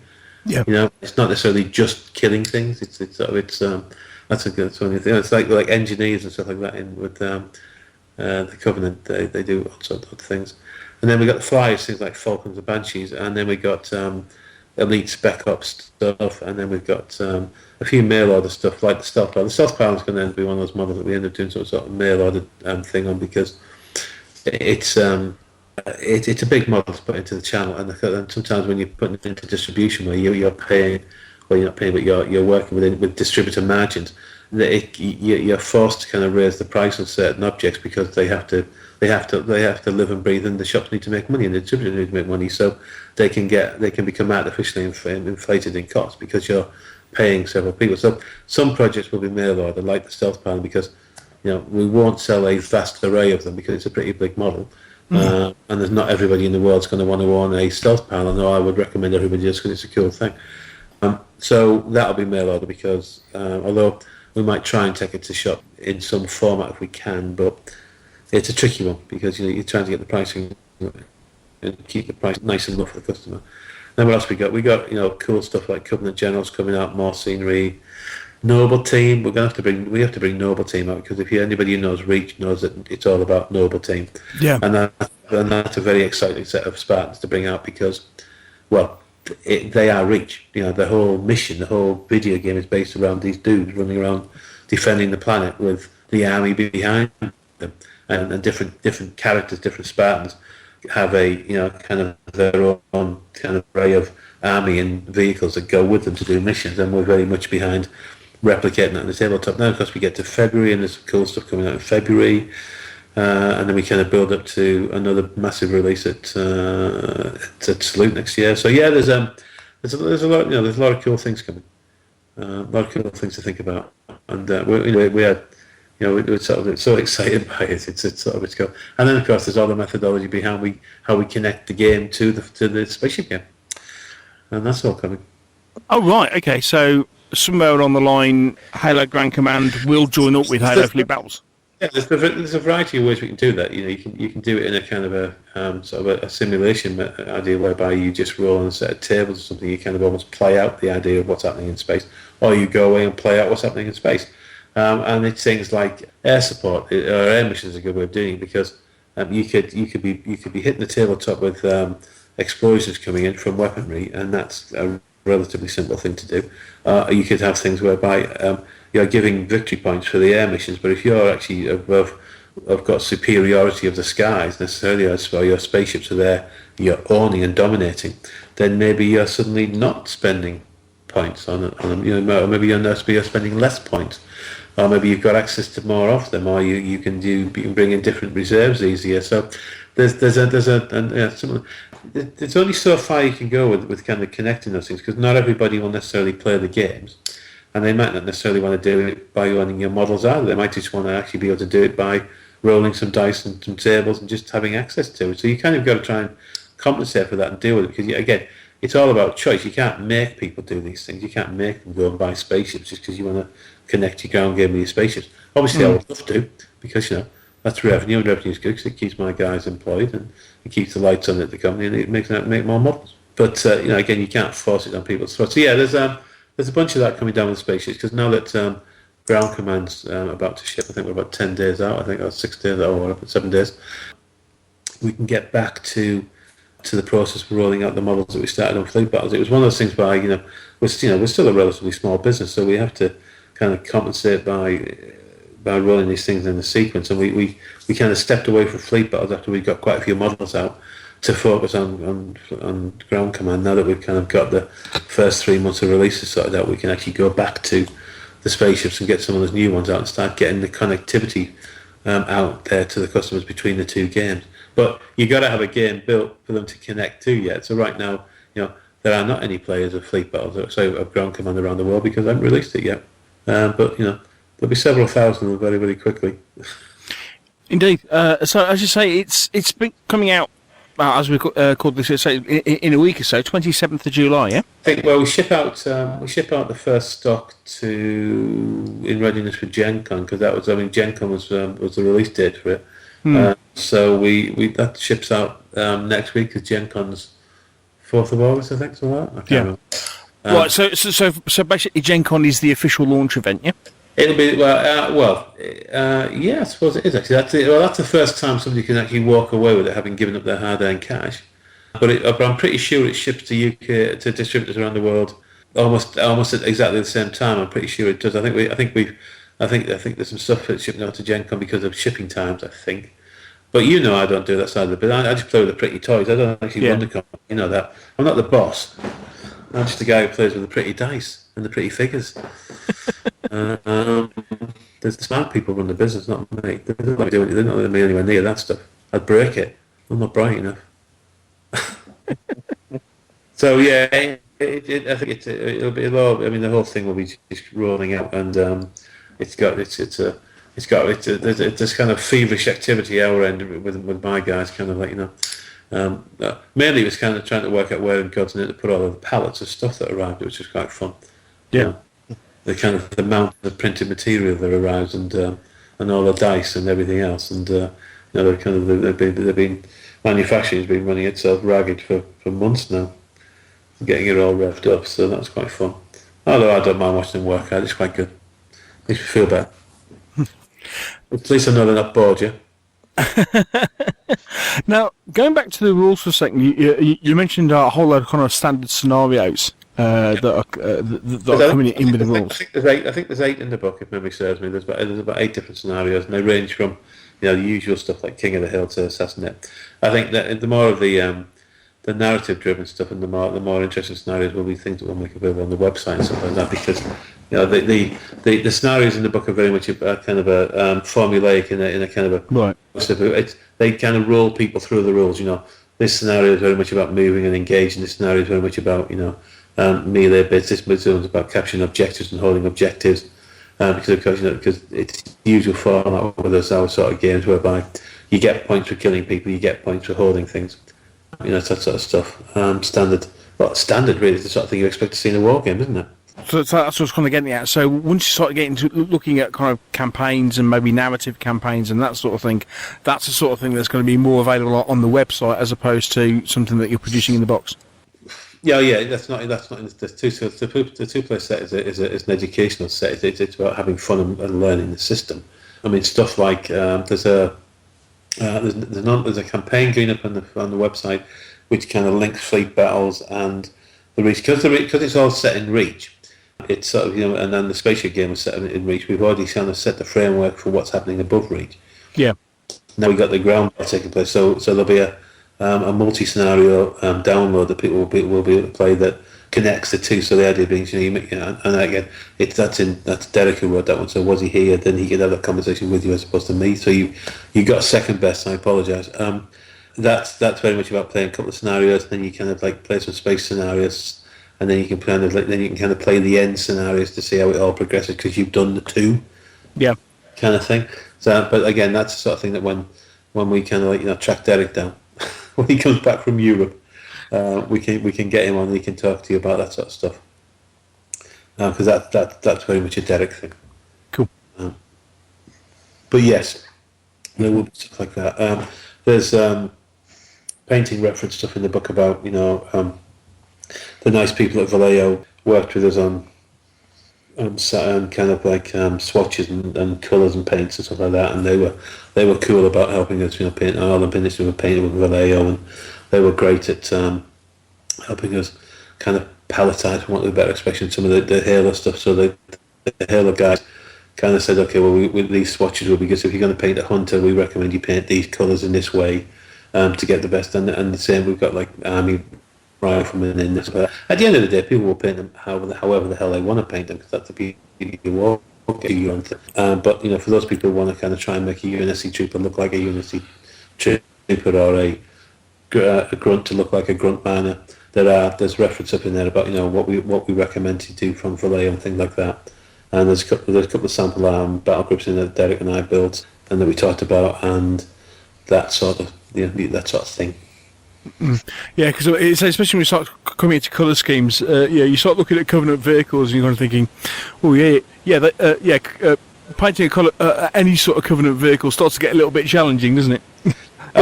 Get their normal colour palette. They're an interesting one, because it's funny. I was talking to one of the guys the other day, Sam, who's painting up the flies at the moment, and we were discussing the Pelican, and the one that's going to Gen Con is very much the standard kind of green Pelican. Yeah. But we'd been looking at Halo Wars 2 about 3 weeks ago, and I was saying there's a kind of lovely red and black colour scheme on the Pelican in it. And I was like, well, when I do mine, I want mine in that kind. I want that in mine in red and white, red and black. I don't want them in the green. Not that I don't like the green one, don't get me wrong. But I thought I really liked the red Pelicans. I thought, oh, that's it. There you go. I found my colour scheme for my Pelican. And Rick at Microsoft, who worked at 343, he was telling me that he's I think he's obsessed with kind of like he must have been watching Apocalypse Now. He must have watched it about 20 times probably, because he's kind of got this thing in his head about having 4 or 5 Pelicans and a load of Falcons coming over the table. And I'm like, yeah, okay, fine. And I'm like, if you want to paint that up, then go for it. Just send me a photograph. I'll be happy to see it. I was going to say, look at it, going to get yes, Pelicans, Falcons, Hornets. Yeah, that would be cool. Well, it would look great, because you got your little whirligig kite one with your horns, and you kind of got the nasty Falcons, and then you kind of got these big lovely Pelicans dropping.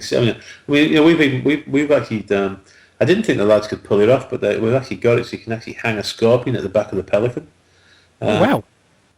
I mean, my lads are always trying to kind of make it as accurate as they can, because when your work is going to Seattle to be critiqued by the creative team that created things like Headless 6, you don't really kind of want to hand off something a bit average. Yeah. Yeah. And we were laughing. Yeah. They never act like they put this in. I'm sure I do. I sometimes wonder who's pulling the strings, or whether they're kind of pulling the strings on purpose just to kind of watch me squirm a little bit. But it's quite funny, because they're great about it, and the feedback is always incredibly constructive. But sometimes, sometimes we have to go back and say, we can't do that. We're good, but we're not that good. But it's on the Pelican. Chris, who built the Pelican, he was adamant that he wanted it to make. He wanted, if people wanted to go to tilt the wings or tilt the thrusters at the back or open the doors or put a water at the back or put a scorpion at the back, he was adamant that the model had to be capable of doing that. And I was like, yeah, okay. And all I said was, well, sure, but you've got a window, you've got a design window to do it in. So as long as you're not messing up your deadline, then go for it. The interesting one, probably the toughest one, was the Phantom. Because if you see the picture of the Phantom, it's like a giant flying tortoise. Mm. It's just, that sounds really grim to call it that, actually, but it's a huge big hollow shell-like thing, and it's got remarkable contours, and we had to kind of try and build a model that we could split into 30 pieces, but would when it went together, it actually conformed to the panel lines and structure of what this. And it's one of those kind of silhouettes that if you're in the Halo world, people know it because it's all over the bloody place in the game. So it's that sort of thing whereby you had to match the silhouette, and then you have to be able to open the doors. I think there was one thing we couldn't do easily, which was at the doors on the side in the game. I think they split 3 ways, and we were just like, so we've just they open or they close, because we were like kind of getting the on a model kit like this to make it split like that was put in a bit of a bugger really. But so we bailed in that, and 343 blessed them, said let us just have the door open, or either open or close, because when it opens you can actually put a plasma gun on top of it, kind of so it can engage the troops around it. So yeah, we kind of got all that good stuff in there, and we worked out how to kind of hang ghosts up from underneath it. And then, but again, at the end of the day, you know, as much as they're model kits and they're funky, they're built for wargamers to put onto a tabletop and take apart and put into their boxes to transport them, you know.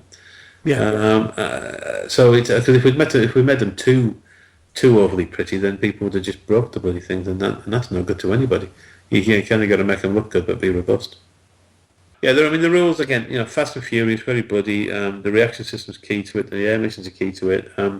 We have this idea of the weapons. So if you play the video games, most weapon systems in the game, if you point and shoot at something in Halo for long enough, you can generally kind of kill just about anything with it. Yeah. So we sort of got a kind of a mentality in the game that most of the weapons can engage just about anything. So they can kind of shoot tanks, shoot flyers. It will just depend sort of how well they do it, and some of them are good at it, and some of them are bad. We talk about Derek talks about the weapon spread. So, and again, so it's literally the idea of we have the three categories of the kill in the game, and then we kind of look at a weapon on a vehicle, whether it's a Gauss gun or a plasma rifle or a needler rifle or sort of a rocket launcher or a HMG, and we kind of look at how good it is in the game in Halo at killing those targets. So every weapon's sort of got this kind of spread mentality, which you then can play around with up and down its lethality with different rules and different units that are using it. So that's very much the way we kind of handle weapons. And some of the weapons we roll into a sort of small arms category, which is very much because in Halo you've got, you know, things like grenade launchers and pistols and assault rifles and everything. So instead of kind of going ridiculously granular with everybody, we kind of certain weapons roll into the small arms, but then different small arms will perform differently by the unit. So the small arms used by a set of grunts will be a different set of statistics to the small arms handled by an elite. They're the same weapon systems as such, but they're just, you know, the elites will do it better sort of thing. So we mimic that in the game that way, but it kind of keeps it simple and it gives us great flexibility in the way that we handle special rules that we add on, whether it's suppression rules or point blank rules or things like that, or how they interact with terrain and stuff like that. Melee is brutal. Once you start a melee in the game, you have to finish it. So there has to be, when there's no such concept as a draw in the game, something has to win. Mm-hmm. You can actually break off in the melee to the point where you've actually killed that many people that are engaged in it, that there's actually nobody left close enough to keep fighting. So at that point, they kind of like break off with each other. But the concept is that when you're fighting, there has got to be a winner. You're always looking for a winner in melee. It's brutal. Because if you play the video game, it's brutal. What is it? It's and it's quite fun watching things like Spartans and Zealots have a go at each other, because they just batter each other, and they batter each other, and then one of them drops dead. Although Spartans don't die. Yeah. So I suppose the $64,000 question is, what's next? What, in Halo? Yeah.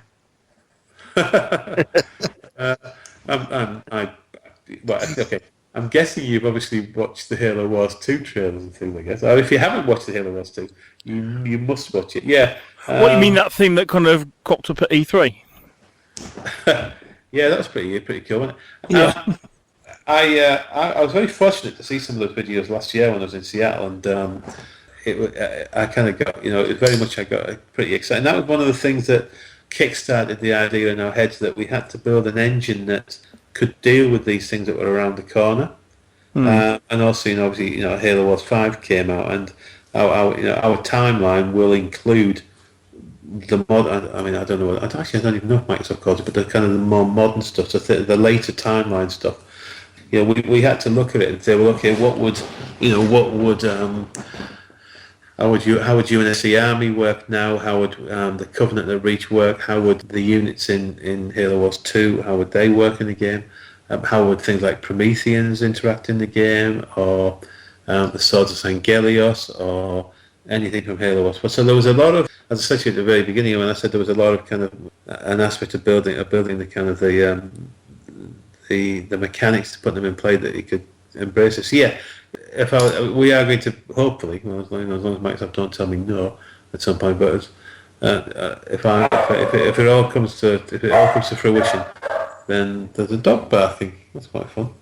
If it all comes to fruition, then there will be Halo Wars 2. Yes, and that's Microsoft have announced that game coming out next year. I think it's February. They said February. All right, cool.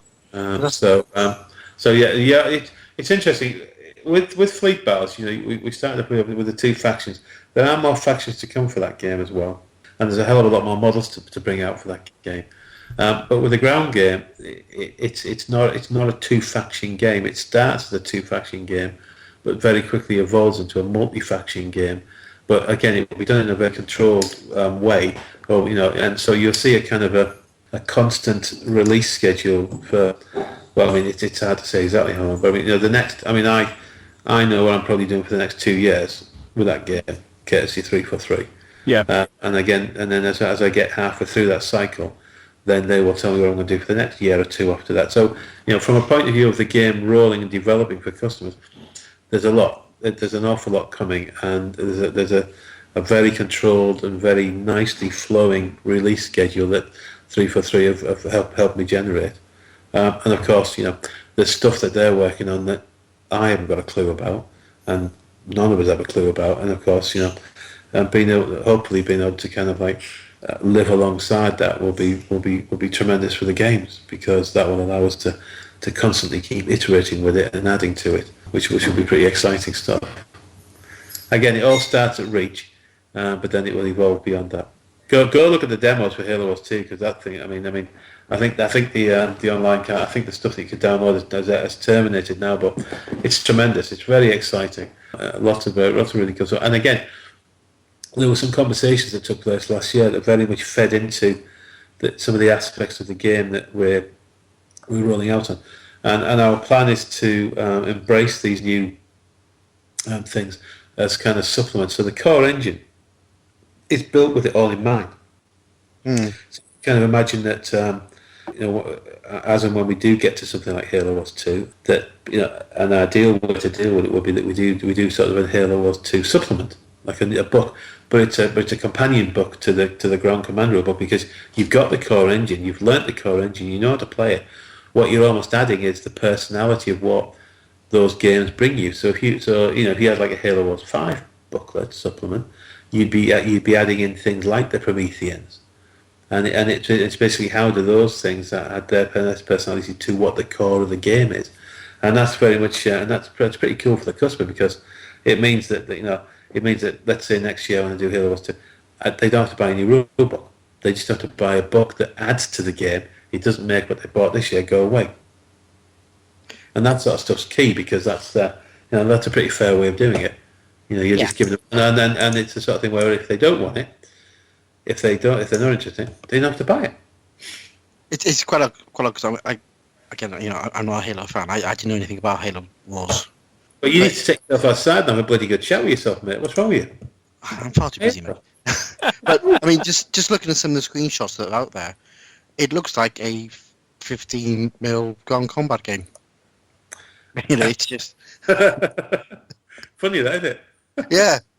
I took a look at it and thought, I mean, I know, like everybody else, you know, I would love to. I'd play it in 28. If it was there in 28mm, of course I'd play it. Lots of people would, because it's cool stuff. You know, whether it's Prometheans or Grunts or Brutes or whatever, Marines or Spartans, it will be pretty slick. But you know, I really wanted to get. I had this thing in my head for right or wrong reasons. I had this real thing that there was this. Everybody knows Master Chief, and they all know what the Spartans do. But behind it is this massive military machine. There's these millions of people around the universe, the galaxy, that are just fighting. You know, the man in the street, you know, he's in like fatigues and a bit of body armor with an assault rifle, and then he's sent to this planet to go and fight these weird aliens.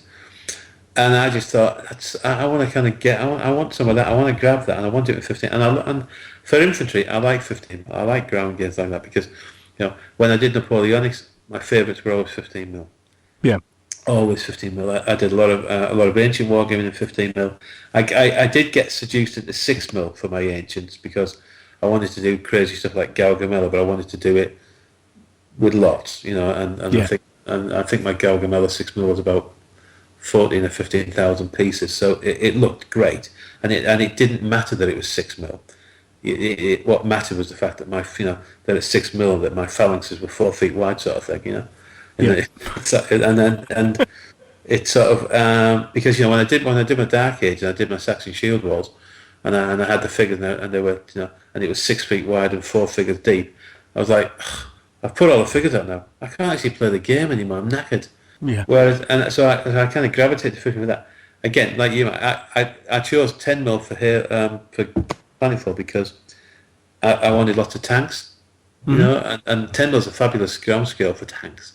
And so it's sort of it's an interesting one. You're right. When you look at it, it's perfect for 15 mil. It's sort of and again, if you do a search on the main artwork of Halo Wars 2 and take a look at it, there's a fabulous picture where you've got a scarab in the background and a very mean looking dude in the middle of the battlefield looking at the UNSC if he's going to eat them. And it's just that one picture, and that's been a desktop picture on my machine now for about a long time. It's just got everything. It's got tanks, it's got flyers, it's got the crazy big tanks, and it's got gazillions of infantry, and that is. I'll be a very happy man the day that I'm actually playing something on my tabletop that looks like that picture, and that'd be cool. And I can kind of do that. I mean, at Gen Con we're taking, I think we're taking six painted starter sets with us, which is a lot of toys on the table. So that's kind of we're doing some evening do's where we're inviting people to come and play with us, and we're going to have a load of figures on the table, and we've built a whole lot of scenery to take to the show, blah blah blah, and. There's going to be a lot of toys there. It's going to look wicked. It's going to look really cool, and people will be able to come and roll some dice and have a chat. And I'm hoping that 3+3 will be there, and it should be great. It should be really good fun. So you're right. It's great 15 mil. I'm glad you said that because it captures that kind of the visual of it. It really does in my mind anyway. Yeah, and of course, if you salute last year or obviously when we were down with you, cool. 18 months ago now, and saw those 15 mil models for the first time, and it's like, wow, they are seriously nice. Yeah, I mean, we've worked pretty hard on it, and I think it's sort of it's interesting what you can. It's actually it's really interesting what you can pull off with a 15 mil figure when you really try. Yeah. So no, we're very proud, and again, I always say my guys work really hard. They're a great bunch of guys, great bunch of lads, very talented. I just, if you could see me now, I'm sitting here with a big grin on my face, and it's not because I've had a stroke. It's because I'm actually really, really excited about it, and it's just, Derek. When Derek kind of kicked into the engine, we had a lot of conversation about how we wanted to go into the game to play. There was a couple of people we talked to when we first sort of said, we're going to take a real-time strategy and the first-person shooter, and we're going to kind of merge it together, and this game is going to be the offspring of that. So we're going to have a 50 mil game that is dynamic, like a skirmish game. They looked at us like we were barking mad. I mean, they literally thought we'd lost the plot because when was the last time you played a 15 mil game that felt like you were playing a skirmish game? Neil's going to say about last week when you played Chain of Command. Grand. But yeah, yes, I know what you mean. Yeah.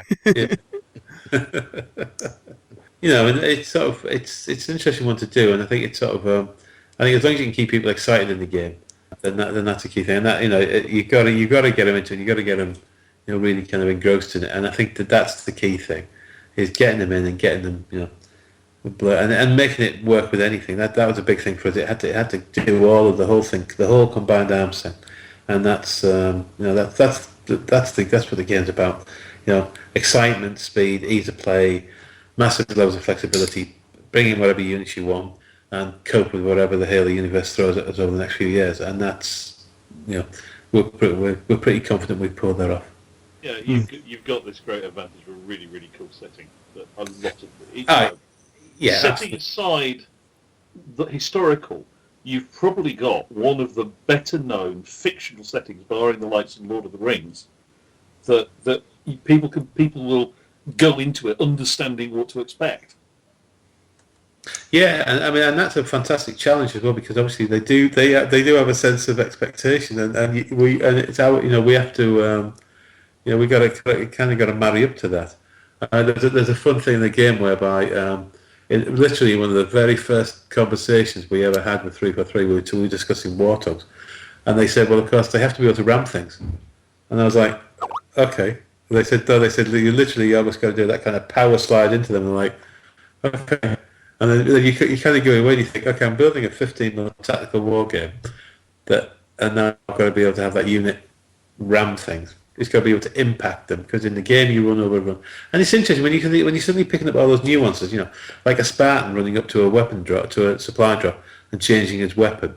The ability to a Spartan to hijack a Covenant vehicle, and then manage it in a way, because we had a conversation that went along the lines of, okay, so I've turned up at the gaming table with my beautiful Covenant army, and I've got my beautifully painted Wraith, and I'm sitting there planning to decimate your army with my lovely Wraith tank, and then in the second turn or the first turn, the damn Spartan hijacks it. So suddenly this model that I've just spent the last 3 weeks painting, then now my opponent is running around the table. You go, hang on a second. That people are going to have a sense of humour for it. So we had to look at those things and work out how we could make them risky. Yeah. If you're going to do it, you got to be willing to take the bad stuff with it, because you can't just have people running up nicking other people's models. but we had to kind of build it into the game because it's in the video game, and it's really fascinating when you're kind of looking at how the weapons work and how the units work and how the commanders work I think it's a fun challenge, and you're right, the universe is spectacular. And I suppose you've also got the thing that it's like, we were discussing swiping Hornblower scenarios or Richard Bolitho scenarios for Sales of Glory. Bolitho's a hero, and he pulls off things that are actually impossible in a balanced war game. And you can, I assume you can sort of leaven the things that Master Chief pulls off in the video game by saying he's a hero and he's damn lucky, and it's not going to be that easy when you do it in the war game. Yeah, there are things where you just have to kind of, because I think somebody was telling me that Noble Team in the kind of the Microsoft canon for Reach is that Noble Team is classed as about having the kind of the devastating ability of a UNSC Army brigade. And so you kind of got this thing that these guys are deemed to be that powerful. So to make it, because obviously to put it in a game that doesn't mess it up for the players, because what's the point of playing? Why would a Covenant player want to get to the gaming table if he's just going to get beat every time? You got to embrace what it is, and then chat to the guys that created it, and then you're paying homage to it, and you're adding in tidbits that are very much what that person can do and that character can do. But then you've got to kind of check yourself to make it work with a war game, because you've got to create that balance. You've got to create that fun, because otherwise it's stupid. It just doesn't work. So I think Spartans again. We focus on the two things, which is basically their ability to interact and upset things, and then the ability to kind of defy death in the game. But they still, at the end of the day, they still got to be able to die. You can't have something on the table like that. You just never dies or always kills you, because people just stalk their army with it, and then they walk around battering the crap out of people. Because that really does just break the game, doesn't it? Yeah, and I think we've got to. I've managed to kill probably more Spartans than probably Microsoft would ever want me to admit to. I think with my gaming ability, and that's just due to me basically outliving my luck with it. Warthogs. Things like they're quite good fun in the game, because they're these wonderful kind of. They're an intimidation device that the UNSC used to basically scare the living bejeebies out of the Covenant. So the idea that they're like a mobile fire base. So the idea being is you move them around the table, sort of you're almost making your opponent scared to do anything with it, because if they hit you, they're going to savage you. So you're kind of constantly looking for ways to take them out, because they are And nasty. But when you look at the video game, Warthogs are nasty. They are a great big Jeep on steroids with a great big gun, but they're nasty. And you have to kind of we have to marry that up. But, again, the weekend gunner attack there, if there was one thing that was a magnet for Covenant weapon fire with Dan, it was my Scorpions. He really had it in for them. I don't know. He still lost, though. Did I say that? Again, so he lost. Just in case Dan's listening, he lost. Again, every game. It was amazing. As you've been talking, I've been sat here going through stuff, and I've been looking at Halo vehicle silhouettes. Yeah, there's a website that does all these different Halo vehicle silhouettes. So you got so as well as the warthogs and scorpions and stuff. You're gonna go, Grizzly looks nice and Wolverine looks nice. And Grizzly's Wolverines. That's the Wolverine's like a missile launcher. Grizzly's basically kind of a heavier version of the Scorpion. Yeah, but it seems like, okay, so are you going to do an elephant, for example? Because that looks quite big. I'm making a scarab. Oh, okay, yeah, fair enough. Which is huge. And I'll sell a scarab. I'm not just going to make it. I'll sell it. It's not for the average gaming table. Let's face the reality of that thing. It's a hugie, but it's one of those kind of sweats in the game that you got to look at. I think the elephant's quite fun, but again, you're not really going to play it. You're not going to. Most people would highly unlikely take it into their game in their battle group as a set of points that they spend. It's going to be one of those things where you'll use it as an objective. We've been making a Crash Pelican diorama set for people to have, so they can actually put a Crash Pelican on the table, and then they can put a set of that they can put the crew on bases that they can then move around the table. So it's almost like if I was to call the scenario Pelican Down, you kind of get the idea. Yeah. Oh, that sounds really cool. But we'll do We'll have the crew of the Pelican, and in most circumstances in the game you'd never see the crew of a Pelican, but on the war game it's an ideal thing to have moving. What's my objective for the game? Well, I've got to kill the Covenant, but I've got to get over there, get the crew, and then get them out. And it's that and that sort of thing. That's quite that's pretty cool. There'll be a lot of that sort of stuff.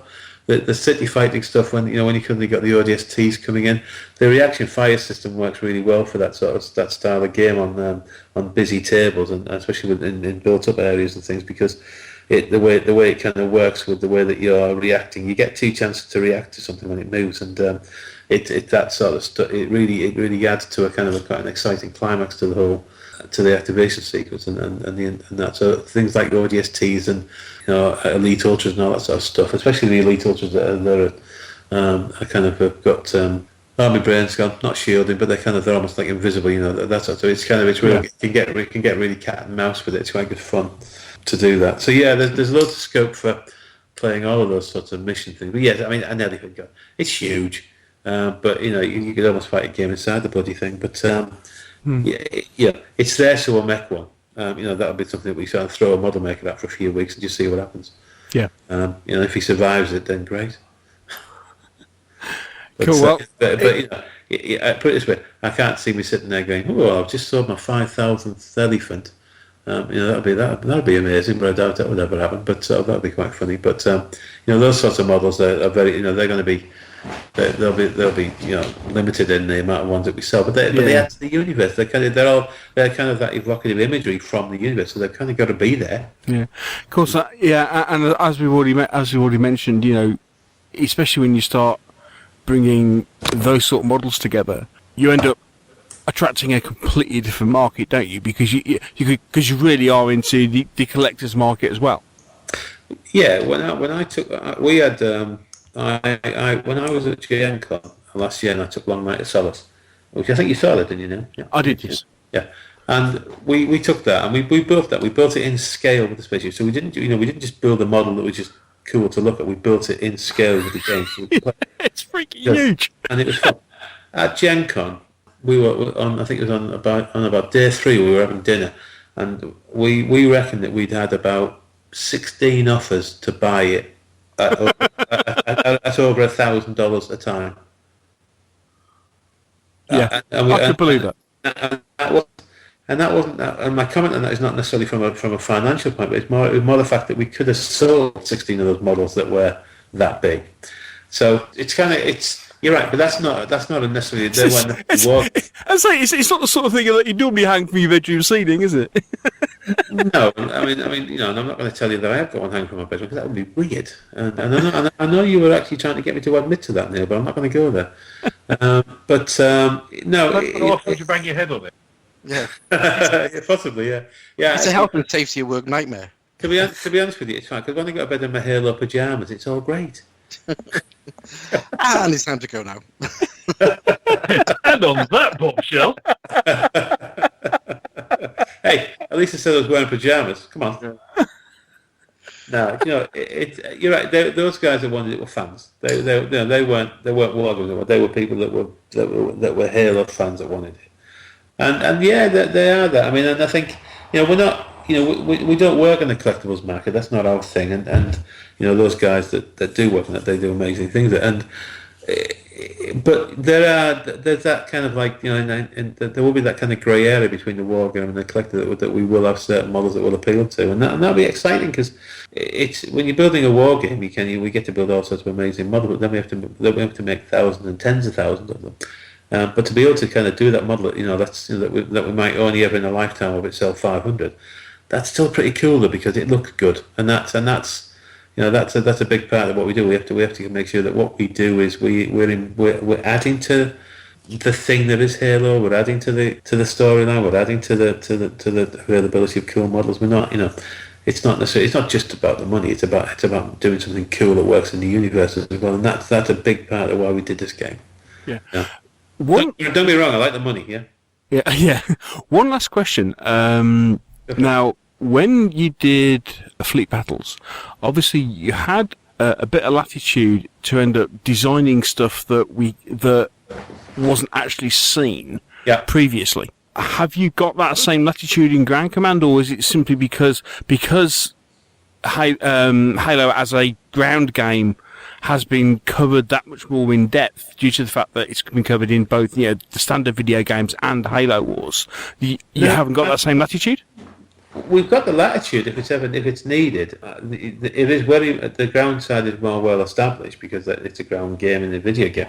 I mean, a couple of examples would be we're designing the Sun Devil anti-aircraft turret for the Scorpion. That's been talked about, and we've been fortunate to be allowed to design that for Microsoft. So that was quite exciting. So when the Scorpion comes out with this anti-aircraft turret, what we're going to do with that, by the way, is that when you buy a Scorpion tank, you'll get those turrets so the customer can either field it as anti-aircraft or for shooting tanks. Cool. And the same with the Wraith. The Wraith comes with the standard mortar, but it also comes with the anti-aircraft top as well. Yeah. And that's in the box. They're both in the box of that. So that was cool. I think today it wasn't today. It was a few weeks back. Today we were designing something else for the Pelican. But today we were designing the rocket racks for the to go on the stanchions under the Pelican wings, and again that's been kind of something that you see a lot of in Halo 5 and things. But with the Reach one, we were fortunate to be allowed to design the weapon systems for the wings. So yeah, there's a lot less that we get to invent like there was in Fleet Battles that we got to actually create on behalf of for 343. But there is always scope for things like that. So. We'll never say no. We get quite excited when things like that happen. I mean, even just designing an anti-aircraft turret was cool because suddenly we get to design something that visually goes into that. And actually, that was really exciting for one of my model makers because the guy who actually fed him the concept stuff was the actual Halo 5 art director. So. That's pretty cool when you actually get to build a model that you're being fed information by those guys. So yeah, we still have very exciting moments like that, and we still have grinning little schoolboys when that happens. And we all sit down in the office and get very excited because we built something cool for Halo. So yeah, not as many because those guys have done a hell of a job on building the ground side of it. But yeah. I'm sure in time there will be lots and lots more opportunities to do that stuff by us. And also to realise it is as a physical entity on the gaming table, It certainly sounds like you got your work cut out for you. Especially with the way you're talking about. Okay, well, this year we're doing this, and the next year we're doing that, then the year after we've got this. I mean, it sounds like it's going to be something that's going to keep you busy for a while. Well, you've caught this week's really cool because you caught me on my first week off of actually chilling out a bit before Gen Con. But actually, next on Monday, I'm actually sort of full time back into Firestorm. So I'm actually walking away from Halo for a bit and actually back into Firestorm. So I've got my new 2-player set to finish off, which is Ceruleans and Relthorza. So pretty cool. So. Cool. Unfortunately, that's an entirely different podcast. I don't think we got a chance to get into that there. Oh, well, don't, because I need to go to the loo. Right, fine.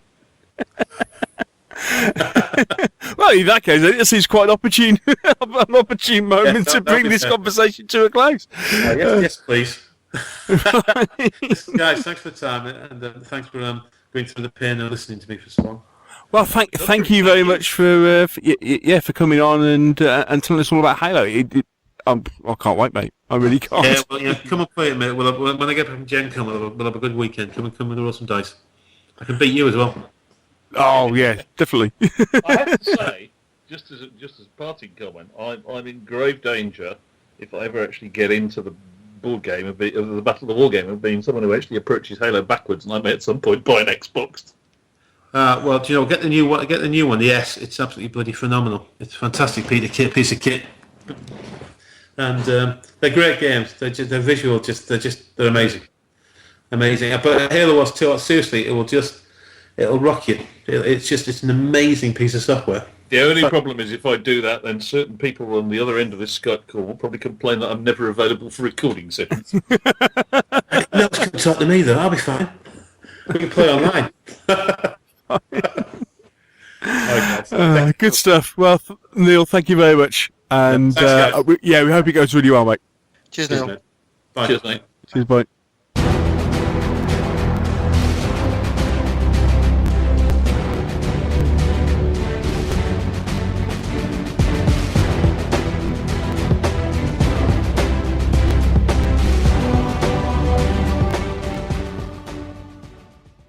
So that's pretty much it for this show, I think. Hang on a minute. That's my. I know. The guy goes to Historicon, records a segment for the show, and before you know it, he just tries to take over the whole thing. Neil, back in your corner. I was asking a question. as noted by the "isn't it" and the raising of my voice and the implicit question mark on the end. You're in charge. You were allowed to say no, it isn't. However, in this particular instance, I think we've wittered on for far too long. So yes, it is probably. Jolly good. It only remains to note that we have actually been a little bit busy this week in that we've made a video. Indeed. Yeah. Yeah.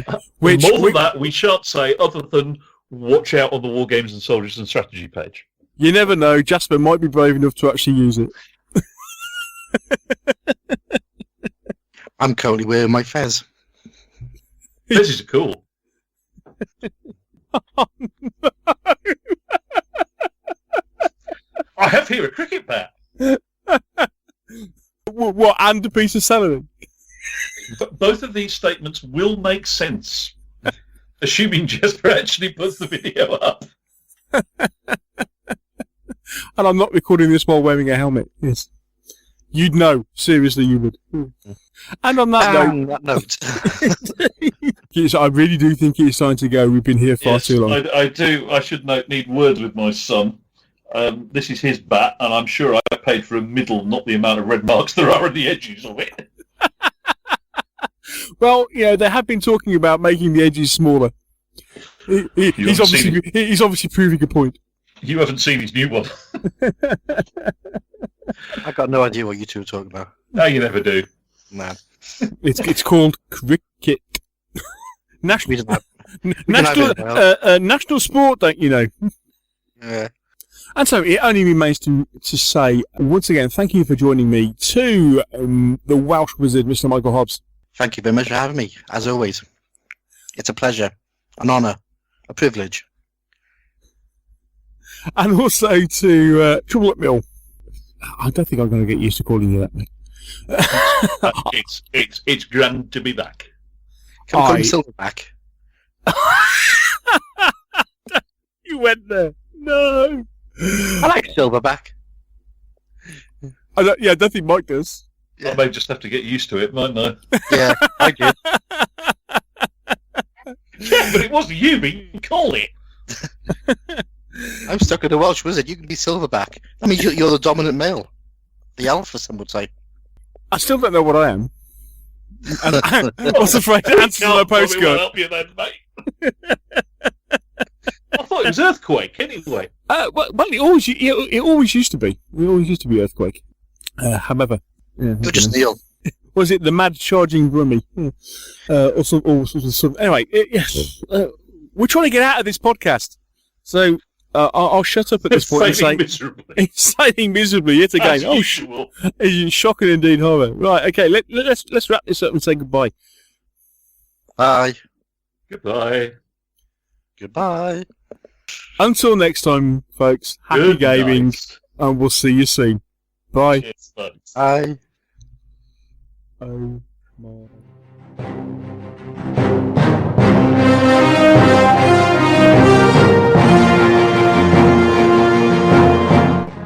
Thank you for listening to the Meeples and Miniatures podcast. If you've enjoyed the show, why not share it with others by leaving us a review on iTunes? And if you have any comments or questions, you can always email the show. The address is info@meeplesandminiatures.co.uk. And you can also visit our webpage, where you'll find a complete episode archive, all the View from the Veranda podcasts, rules reviews, and our blog of hobby items and news, which is updated several times a week. This is also where you'll find the links to our presence on social media, and here you can follow us on Twitter or join our Facebook group. And finally, here you can also find details should you wish to support us by making a donation to the podcast. All this on the Meeples and Miniatures website, www.meeplesandminiatures.co.uk. The Meeples and Miniatures podcast is licensed under a Creative Commons Attribution, Non-Commercial, No Derivatives 3.0 Unported license. Thanks again for listening, and we'll see you in a couple of weeks.